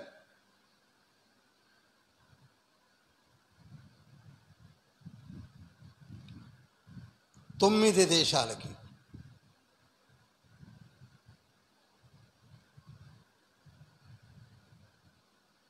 చదవండి తర్వాత. అష్కాలోను, ఎక్రోను, కెరేతు, ఫిలిస్తీయులు, మోయాబీలు, అష్షూరు. చదవండి తర్వాత మీకు అర్థమైపోద్ది. ఇవే మాటలు ఆమోసు గ్రంథములో కూడా 8 దేశాలకు అల్టిమేటం ఇచ్చాడు, ఇంక్లూడింగ్ జుడియా అండ్ ఇజ్రాయెల్ దేశం కూడా కలిపి. ఒకవైపు తండ్రి చెప్తున్నావు, నేను కొట్టేస్తాను. మనకు కూడా ఈనాడు నువ్వు ఎంతకాలం ఇలా విర్రవీగి జీవిస్తావు, ఎంతకాలము దేవునికి దూరంగా జీవిస్తావు, ఎంతకాలము నాకు దూరంగా నువ్వు జీవిస్తున్నావు. మారు మనసు పొందానంటావు, హృదయాన్ని ఇచ్చానంటావు. చిన్నపిల్లవాడికి రిమోట్ ఇచ్చినట్టు ఇచ్చి అది ఆనే చేయవా?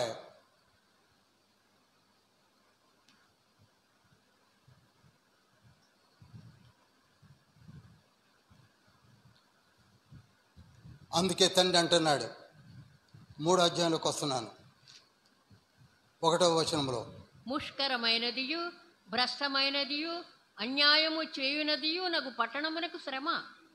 అది దేవుని మాట. చాలండి. ఇక్కడ చూడండి, ముష్కరమైనదియు భ్రష్టమైనదియు అన్యాయము చేయునగు పట్టణమునకు శ్రమ. 3 మాటలు వాడాడు. ఇంతకీ ఇది ఎవరు అనుకుంటున్నారు? ఏ పట్టణం? యెరూషలేమే. యెరూషలేంకి ఇచ్చిన టైటిల్స్ ఇది.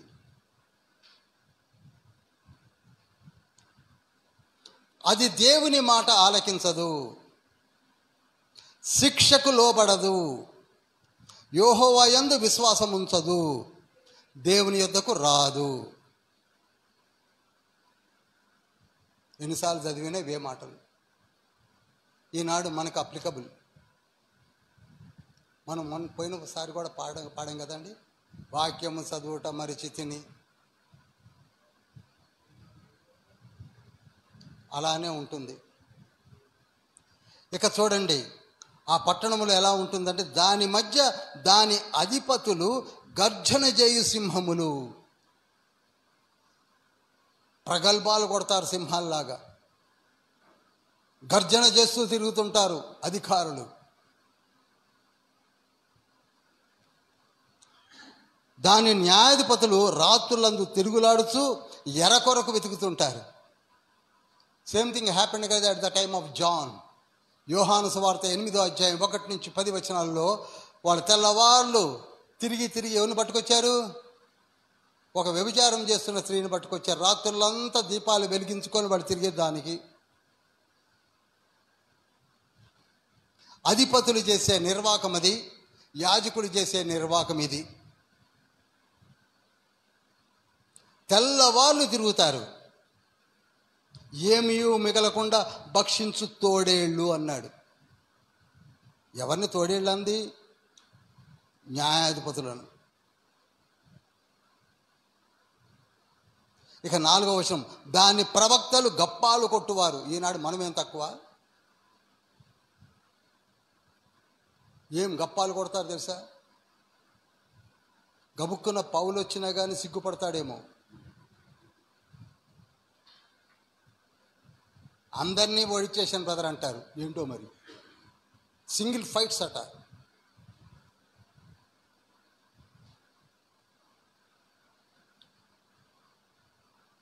గప్పాలు, విశ్వాసఘాతకులు. ఇక దాని యాజకులు ధర్మశాస్త్రంను నిరాకరించి ప్రతిష్ఠిత వస్తువులను అపవిత్రపరుచుదురు. యేసయ్య అన్నాడు, మనం అనేది ఏముంది? యాజకులను పట్టుకొని మత్తయి సువార్త 23వ అధ్యాయం 1 నుంచి 37 వచనాల్లో అన్నాడు.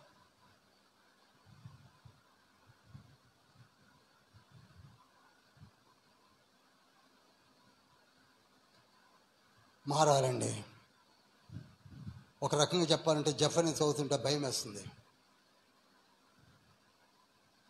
మనతోటే మాట్లాడుతున్నాయి ప్రతి మాట.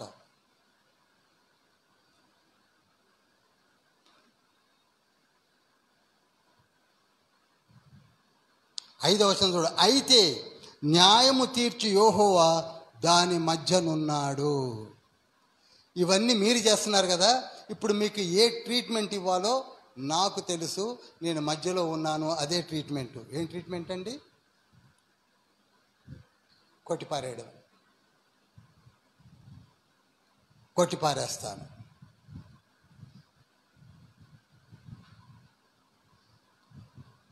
గప్పాలు కొట్టడంలో చూశారా? ఇర్మియా గ్రంథము 14వ అధ్యాయం 14వ వచనం తర్వాత చదవండి. ధర్మశాస్త్రమును నిరాకరించడం చూశారు కదా. అసలు ధర్మశాస్త్రము మాకు అక్కర్లేదు, మాకు మంచి యాజకులు మాకు అక్కర్లేదు, మంచి బోధకులు మాకు అక్కర్లేదు, మంచి కాపర్లు మాకు అక్కర్లేదు. మోషే అహరోనులను ఎవరు వ్యతిరేకించారు? కోరాహు, దాతాను, అబీరాము, ఓను, 250 మంది. నాకు అక్కర్లేదు. మరి వాళ్ళకి ఏం కావాలో? భూమి లోపలికి పోవడం కావాలి కనుక వెళ్ళిపోయారు.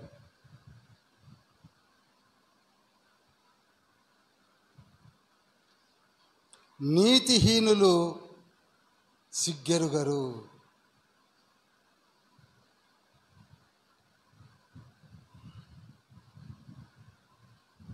అయితే తీర్పు తీర్చి యెహోవా మన మధ్యలో ఉన్నాడు. అందుకే యేసయ్య కూడా అన్నాడు కదా, నా తీర్పు సత్యమే. యోహాను సువార్త 8వ అధ్యాయం 16వ వచనంలో అంటాడు. అపోస్తుల కార్యములు 17వ అధ్యాయం 31వ వచనంలో అంటాడు. ప్రకటన గ్రంథం 20వ అధ్యాయం 12వ వచనంలో అంటాడు. నా తీర్పు దినమున మీరు నిలబడవలసి వస్తే ఎలా ఉంటుందో ఆలోచించండి. ఇంతటితోడు అయిపోలేదండి మన జీవితాలు. ఇదే లైఫ్ అనుకుంటున్నాం. There is second life is also there. Date of birth ఎలా ఉందో డేట్ ఆఫ్ డెత్ అలానే ఉంది, డేట్ ఆఫ్ రిజరెక్షన్ ఉంది, తీర్పు ఉంది. అయినా మనము భయపడవలసిన అవసరం లేదు. నీతిమంతులకు నేను తండ్రిని అన్నాడు. ఎవరైతే తమ మనసులో నీతిగా జీవించాలనుకుంటున్నారో, ఎందరిలో ఉన్న ఈనాడు ఇంత భ్రష్ట ప్రపంచంలో మనం లేమా? ఒకవైపు అందరూ భ్రష్టులైపోతే యోషియాకి ఎవరు చెప్తున్నారు? జెఫన్యా చెప్తున్నాడు రాజా పరిస్థితులు ఇలా ఉన్నాయని. కానీ అదే కాలంలో అదే ప్రజల మధ్య హుల్దా అనే ప్రవక్తని లేదా? చప్పట్లు కొట్టి మహిపడతాలండి, చప్పట్లు కొట్టండి. ఒక స్త్రీ, పురుషులందరూ భ్రష్టులు అయిపోతే హుల్దా నేనున్నాను. యోషియా అంటున్నాడు, mister Shastri, mister prophets, mister scholars ఆవిడ దగ్గరికి వెళ్ళండి. ఆవిడ ప్రార్థన చేస్తుంది, ఆవిడ అన్నీ చెప్తుంది. మీకు అర్థం కాదు, మీకు అసలు బైబిల్ ఎక్కడుందో తెలియదు. హుల్దా దగ్గరికి వెళ్ళు, ఆవిడ ప్రార్థన చేసి చెప్తుంది. ఇదే యోషియా కాలంలో, ఇదే జెఫన్యా కాలంలో ఆవిడ ఉంది. ఈనాడు మనము ఎందుకు ఆ స్థితిలోనికి ఎదగలేకపోతున్నాం? ఎప్పుడు ఎదుగుతారు? ఏమైపోయినాక ఎదుగుతారు? మొత్తం పోయాక నువ్వు మారేదేంటి? ఈనాడు విజయవాడ లేదు, సింగనగర్ లేదు, కొండపల్లి లేదు, ఇబ్రహీంపట్నం లేదు, గొల్లపూడి లేదు, పోరంకి లేదు. ఇంకెప్పుడు మారేది?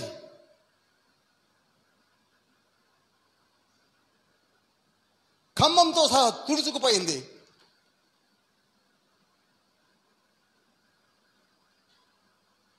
అన్ని పోయాక మారేదేంటి? ఇక నువ్వు ఉంటే కదా మారడానికి.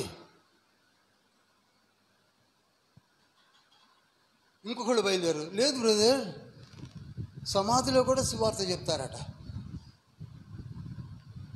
సమాధిలో సువార్త చెప్పేది ఉంటే లూకా సువార్త 16వ అధ్యాయము 24 నుంచి 30 వచనాల్లో ఆ ధనవంతుడు ఏడుస్తున్నాడు, అబ్రహామా ఇవి నన్ను పంపించు, మా తమ్ముడు 5 దుష్టులైపోయారు. ఎందుకు మరి సమాధుల్లో సువార్త ఉంటే వీడు కూడా చెప్పేవాళ్ళుగా? అర్థమైందండి ఏమన్నా?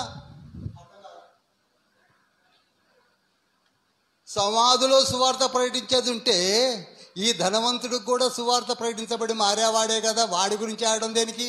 అర్థమైందండి ఇప్పటికైనా? అయ్యో అయ్యో అయ్యో అయ్యయ్యో, నేను ఇక్కడ చస్తున్నాను, నాకు 5 తమ్ముళ్ళు అక్కడ ఉన్నారు, సహోదరులు ఉన్నారు అంటున్నాడు. మరి మనోడు చెప్పే మాట ప్రకారంగా సమాధిలో కూడా సువార్త ప్రకటిస్తే, ధనవంతుడా భయపడకు, నేను నీకు సువార్త ప్రకటిస్తాను, నువ్వు మారు మనసు పొంది నువ్వు కూడా పోయి అబ్రహాం పక్కన లాజరు పక్కన కూర్చోవచ్చు అని అంటున్నారా? మరి ఎందుకు చెప్తున్నారు? ఇది కూడా లేదా? ఏడుస్తున్నాడు కదా, ఐఎమ్ హ్యావింగ్ 5 బ్రదర్స్. చదవండి.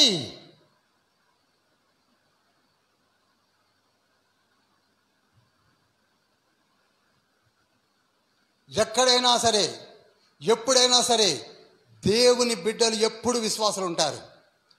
ఆహాబు, యెజెబెల్, ఏలియా కాలంలో కూడా 7,000 మంది నా భక్తులు ఉన్నారని చెప్పలేదా? రోమీయులకు రాసిన పత్రిక 11వ అధ్యాయం 4వ వచనంలో. ఏలియా ఎందుకు ఊరికే నేను నేను నేను అంటున్నావు? నీవే కాదు, 7,000 మంది భక్తులు నాకు ఉన్నారు అంటున్నాడు. ఈనాడు మన పట్టణంలో మనం లేమా? విజయవాడలో లేరా? ఖమ్మంలో లేరా? కరుణగిరి అటు ఇటు కొట్టుకుపోయింది.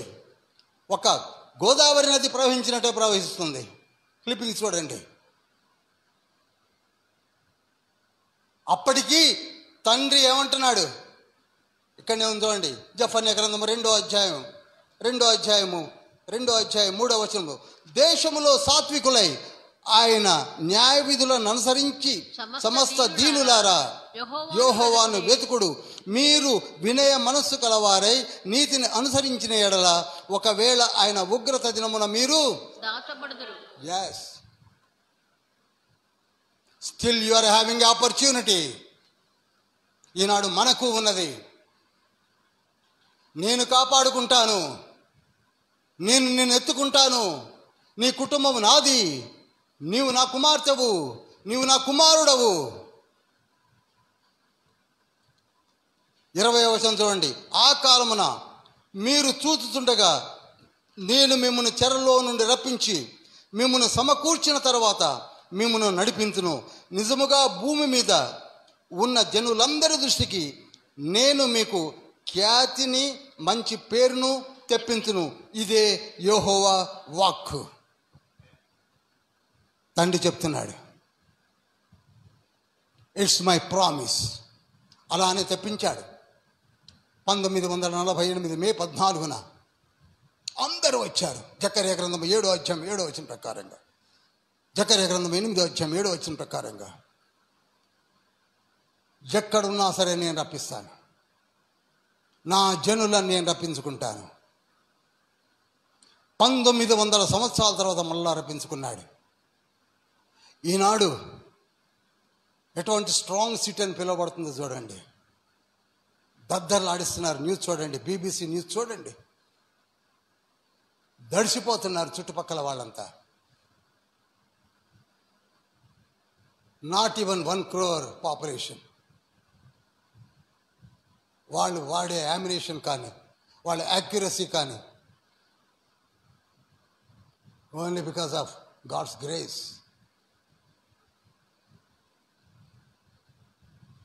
అందుకే ప్రభు చెంతకు రండి. మనం అందరం ఎక్కడ రావాలండి? లేచి నిలబడదాం.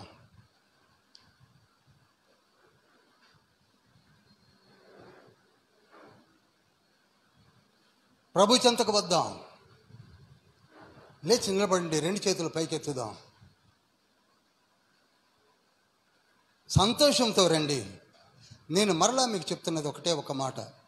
ఎంతకాలం బ్రతికినా ఎలా బ్రతికినా యవనస్తులు ఓకే, ప్రౌఢులు ఓకే, వృద్ధులు మరి ముఖ్యంగా ఆఫ్టర్ 60+ వాళ్ళు మాత్రం, రిటైర్ అయిపోయిన వాళ్ళు, వృద్ధులు, లాస్ట్ జర్నీ చేస్తున్నవారు మారండి. You people are we people we are not having time. చిన్ని సబ్మిషన్ నీ జీవితాన్ని మార్చేస్తుంది. బ్రతికి బాధపడే కంటే ఆరోగ్యంతో జీవించడం మిన్న.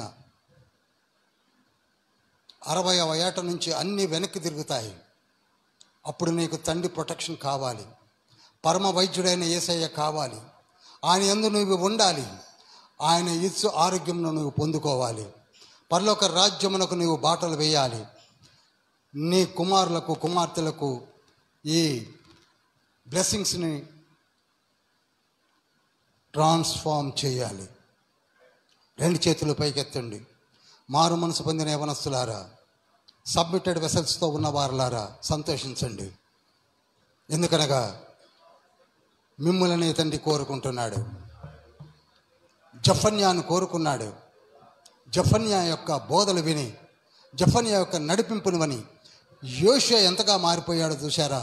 ఆ తర్వాత యోషియా ఉన్నత బలిపీఠాలన్నిటినీ దాదాపుగా పగలగొట్టేశాడు. అన్నిటినీ పగలగొట్టాడు. దేవుని రాజ్యమును కట్టుటకు ప్రయత్నం చేశాడు. దేవుని యొక్క సర్టిఫికేషన్ పొందాడు. అదేవిధంగా ఈ దినాల్లో తండ్రి మనతో మాట్లాడుతున్నాడు. నీతో నాతోనే మాట్లాడుతున్నాడు. నీకు కుటుంబం ఉంది కదా, you think about your family. నీ భర్త గురించి ఆలోచించు, నీ భార్య గురించి ఆలోచించు, నీ పసిపిల్లల గురించి ఆలోచించు, పసిపిల్లల గురించి ఆలోచించు. అందుకే హోషేయ గ్రంథము 13వ అధ్యాయం 16వ వచనంలో నీ పసిపిల్లలను బండలకేసి కొట్టే రోజులు వచ్చాయి కదా అన్నాడు. ఆమోసు గ్రంథంలో కూడా గర్భిణీ స్త్రీల కడుపులను చీల్చారు కదా అన్నాడు. ఎంతటి ఘోర కలిని చూడబోతున్నాము. మన కళ్ళ ముందే మన బిడ్డలు రాలిపోవడం మనకిష్టమా? మన కళ్ళ ముందే మనం శాపాలు తెచ్చుకోవడం మనకిష్టమా? మనకెందుకు? మనము దేవుని బిడ్డలము. పౌరుషము కలిగినటువంటి యెహోవా తండ్రి నామములో యేసుక్రీస్తు ప్రభువారు రక్షకుడుగా ఉదయించి వేంచేసి ఆయన పాదముల చెంత సమర్పణా జీవితముతో జీవించే మనము ఎందుకు బాధపడుతున్నాం? ఎందుకు దూరంగా జీవిస్తున్నాం? ఎందుకు ఆదివారం నాడు గుడికి రాలేకపోతున్నాం? ఎందుకు దేవుని కార్యాల్లో పాల్గొనలేకపోతున్నాం? ఎందుకు కొద్దిసేపు అయినా బైబిల్ని చదవలేకపోతున్నాం? దివారాత్రములు, దివా మీన్స్ పగలు, రాత్రి అనగా రాత్రి బైబిల్ని చదివేవారు ఉండగా మనం పగలు చదవము, రాత్రి చదవము. తండ్రి అంటున్నాడు, you are my children, you are my children. మీ కొరకే నేను వచ్చాను. నా చేతులు చాచింది మీ కొరకే. గాయపడిన చేతులతో పిలుస్తున్నాను. ఒకవైపు చీకటి భూమిని కమ్ముకొనిచున్నది మీరు చూస్తున్నారు. మీ కళ్ళ ముందే ఏవో పట్టణాలు కొట్టుకుపోయాయి, మనకేంట్లే అనుకోకండి. ఒకనాడు మన వైపు తిరిగితే మన పరిస్థితి ఏమిటి? ఈనాడు నిరాశ్రయులైపోయారు, ధనవంతులు బిచ్చగాళ్ళు అయిపోయారు, ఏమీ లేని స్థితిలో ఉంటున్నారు. మనము లేవాలి. జఫన్యా గ్రంథములో దేవతలకు నమస్కరించడము, సూర్యచంద్ర నక్షాదులకు ముద్దులేయడము. యోబే అన్నాడు కదండి, యోబు అన్నాడు కదా 31వ అధ్యాయము 16, 26, 27 వచనాల్లో, ఒకవేళ నేను పగటి సూర్యుని చూసి రాత్రి వెన్నెలను చూసి నాలో నేను మోహించబడి ముద్దులిడిన నన్ను సృష్టించిన సృష్టికర్తకు నేను ద్రోహము చేసిన వాడనవుతాను కదా అన్నాడు. అప్పుడు యోబే 1473లోనే యోబు అన్నాడు. ఇప్పటికీ మనకు జ్ఞానము కలగటం లేదు. కనుక ప్రార్థన చేద్దాం. ప్రభువా, అందరూ ఒకే ఒక మాట, ప్రభువా యేసయ్యా. అనాలోచితముగా తెలిసి తెలియక పాపములు చేస్తూ మీకు దూరంగా జీవిస్తున్నాం. మమ్మల్ని క్షమించండి. మా కుటుంబాలను ప్రభువా మీ పాదముల చెంత ఉంచాము. మా భర్తలను మీరే ఇచ్చారు, మా భార్యలను కూడా మీరే ఇచ్చారు. గర్భఫలము మీరు అనుగ్రహించిన స్వాస్థ్యము. మేమందరము మీ పాదము చెంత ఉన్నాము. జఫన్యా గ్రంథము ద్వారా తెలుసుకున్నాము, మా పితరులు పాడైపోయారు, కానీ మేము మాత్రం ఎట్టి పరిస్థితుల్లో మీరే మా రక్షకుడు, మీరే మాకు మార్గము, మీరే మాకు జీవము, మీరే మాకు సత్యము, మీరే మాకు పరలోక రాజ్యమునకు సమస్తము ఆధారభూతులని తెలుసుకున్నాము. యేసయ్యా, యేసయ్యా చేయి పట్టుకొని నడిపించండి. యేసయ్యా రండి ఉత్సాహించి పాడుదము, రక్షణ దుర్గము మన ప్రభువే. రండి ఉత్సాహించి పాడుదము, రక్షణ దుర్గము మన ప్రభువే. మన ప్రభువే మహాదేవుండు, ఘన మహాచము గల రాజు. భూమ్యాగాధపు లోయలను భూధర శిఖరము లాయనవే. రండి ఉత్సాహించి పాడుదము, రక్షణ దుర్గము మన ప్రభువే. ఆ ప్రభు సన్నిధి మోకరించి ఆయన ముందర మ్రోకెదము. అందరం కలిసి పాడదాం. ఆ ప్రభు సన్నిధి మోకరించి ఆయన ముందర మ్రోకుదము.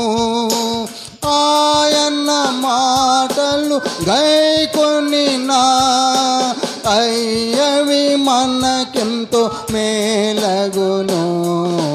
రండి పాడుదము, రక్షణ దుర్గము మన ప్రభువే. తండ్రి కుమార శుద్ధాత్మకును తగు స్తుతి మహిమలు కల్గుగక.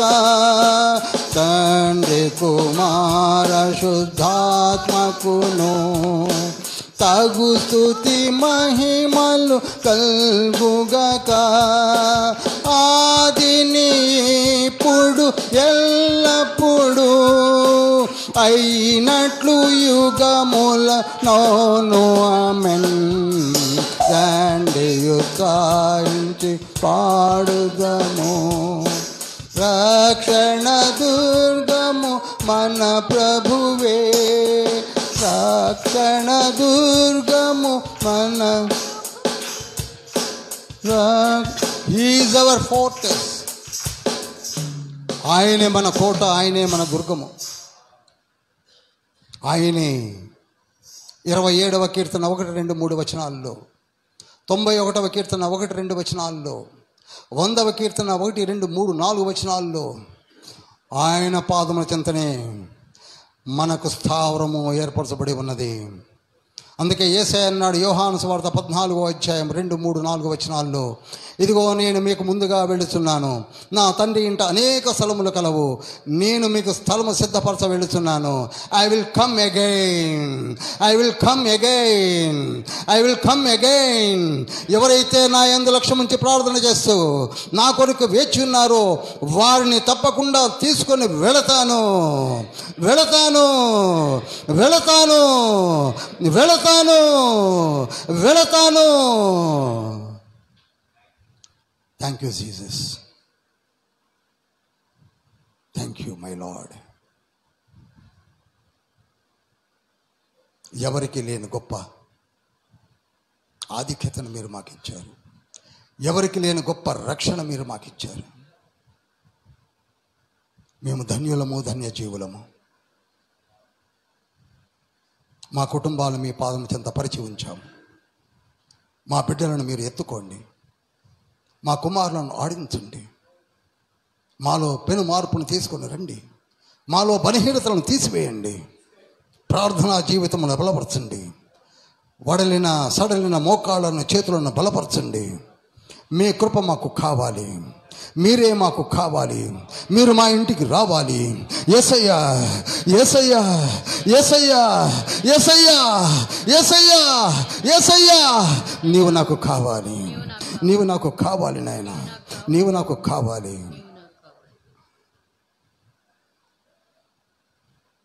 మహోన్నతుడా, పరిశుద్ధుడా, పరలోకపు తండ్రి, మమ్మల్ని దీవించి ఆశీర్వదించి జెఫన్యా గ్రంథమును ధ్యానింపజేసిన గొప్ప దేవా, మమ్మల్ని దీవించండి, ఆశీర్వదించండి. అలనాడు ప్రభువా చేసిన మా పితరుల వలె మేము కాక మేము నిజ మీ బిడ్డలుగా జీవిస్తాము. మీ మనసును గాయపరచము, అన్య దేవతల వైపు చూడము. మాకేం పని వాటితో? మీరు మాకుండగా మాకు వేరే వారితో పనేమిటి? మీరే మాకు కావాలి యేసయ్యా, మీరే మాకు కావాలి. మా సంఘమును దీవించండి. పాల్వంచ పట్టణంలో ఉన్న 61 చర్చెస్ సంఘ కాపర్లను ఆశీర్వదించండి. అడ్మినిస్ట్రేటివ్ స్టాఫ్, కలెక్టరేట్ని దీవించండి. వ్యాపారస్తులను ఆశీర్వదించండి. లా అండ్ ఆర్డర్ని ఆశీర్వదించండి. పోలీస్ డిపార్ట్మెంట్ని, ప్రొటెక్షన్ కార్ప్స్ను దీవించండి. బీదలను, వెధవలను, అనాథలను హక్కున చేర్చుకోండి. తగు రీతిలో వారికి సహాయాన్ని అందించండి. మాలో నుండి ప్రవక్తలను, ప్రవక్తినులను లేవనెత్తండి. అలనాటి జెఫన్యాలు, హబక్కూకులు మాకు కావాలి. మరొక ఏలియా, ఎలీషాలు కావాలి. ఆది అపోస్తుల వల్లే లేవాలి. మరి యొక్క పౌలు బర్నబాలు కావాలి, తిమోతేయులు తుకికులు తీతుకులు కావాలి. లేవనెత్తండి ప్రభువా, సేవ చేయించండి, వారిని బ్రషప్ చేయండి యేసయ్య, బలపరచండి మనస వాచ కర్మణ ప్రభువా, వారిని పరిగెత్తింప చేయండి. మీ ఆత్మీయ వరములను కుమ్మరించినట్లయితే మేమందరము కూడా ఈ జీవిత పోరాటములో గెలుస్తాం, సాధిస్తాం, గెలుపొందుతాం. మీ బిడ్డలుగా వెలుగులో నడుస్తాం, సాధిస్తాం. యోబు అన్నాడు కదా 7వ అధ్యాయం 1వ వచనంలో, మా జీవిత ప్రయాణములన్నీ కూడా యుద్ధకాలములే కదా అన్నాడు. అవును ప్రభువా, కానీ ఈ యుద్ధాలన్నిటినీ మేము జయిస్తాం. ఎందుకనగా నీవు నాకు తోడుగా ఉన్నావు, యేసయ్య. మీరు నాకు తోడుగా ఉన్నారు కనుక, ఇదిగో నేను లోకమును జయించున్నాను కనుక మీరును లోకమును జయించెదరు అని అన్నారు కదా. మేము జయిస్తాము. మా సంఘ కాపరిని కుటుంబాన్ని దీవించండి, సంఘ పెద్దలను పేరు పేరున దీవించండి, ఉమెన్ ఫెలోషిప్ను దీవించండి, యవ్వన బిడ్డలను దీవించండి. ఈ బైబిల్ స్టడీలోని ఇంకా రాలేకపోతున్న వారిని నడిపించండి. విని జ్ఞానమును పొందుకోవాలి. ఈ దివ్య జ్ఞానమును అనేకులకు పంచాలనే ఒక సదుద్దేశముతో ఏర్పరచబడినటువంటి బైబిల్ స్టడీని ఆశీర్వదించండి. We are having only 3 books my lord. ప్రభు, 3 పుస్తకాలతో పాత నిబంధన కంప్లీట్ చేయబోతున్నాము. ఆశీర్వదించండి యేసయ్య, ఆశీర్వదించండి. బలపరచండి, అలసత్వమును తీసివేయండి.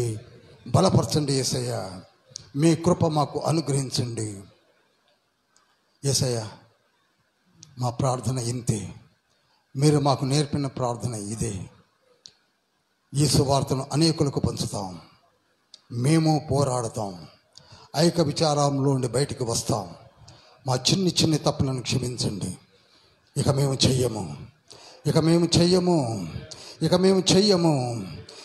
చెయ్యము. మంచి నిర్ణయాలు తీసుకుంటున్నాం. మీరు మాకు కావాలి, మీ పాదములు మాకు కావాలి. యేసయ్య, మీరు మాకు కావాలి. పరమ తండ్రి, మా ప్రార్థన ఆలకించమని యేసయ్య పరిశుద్ధ నామములో వేడుకుంటున్నాం పరమ తండ్రి. ఆమేన్. పరలోకమందున్న మా తండ్రి, నీ నామం పరిశుద్ధపరచబడును గాక, నీ రాజ్యము వచ్చునుగాక, నీ చిత్తము పరలోకమందు నెరవేర్చున్నట్లు భూలోకమందు నెరవేరును గాక. మా అనుదిన ఆహారం నేడు మాకు దయచేయము. మా ఎడల అపరాధం చేసిన వారిని మేము క్షమించి ఉన్న ప్రకారం మా అపరాధములను క్షమించుము. శోధనలోనికి మమ్మల్ని తేక దుష్టుని తప్పించుము. ఎందుకనగా రాజ్యము, శక్తి, మహిమ నిరంతరము నీవై ఉన్నవి తండ్రి. ఆమేన్. యేసుక్రీస్తు ప్రభువు వారి కృప, తండ్రి అయిన దేవుని ప్రేమ, పరిశుద్ధాత్మ యొక్క సహవాసం మనకు నిరంతరము తోడై నీడై ఉండునుగాక. ఆమేన్. ప్రభు సత్యమే జయం, ప్రభు స్వామే జయం, ప్రభు రక్తమునికి సంపూర్ణ విజయం కలుగునుగాక. ఆమేన్. ప్రియులారా, వచ్చే వారము హగ్గై గ్రంథము 2 అధ్యాయాలు. దయచేసి అందరూ చేతులు లేపాలి, అందరూ రావాలి.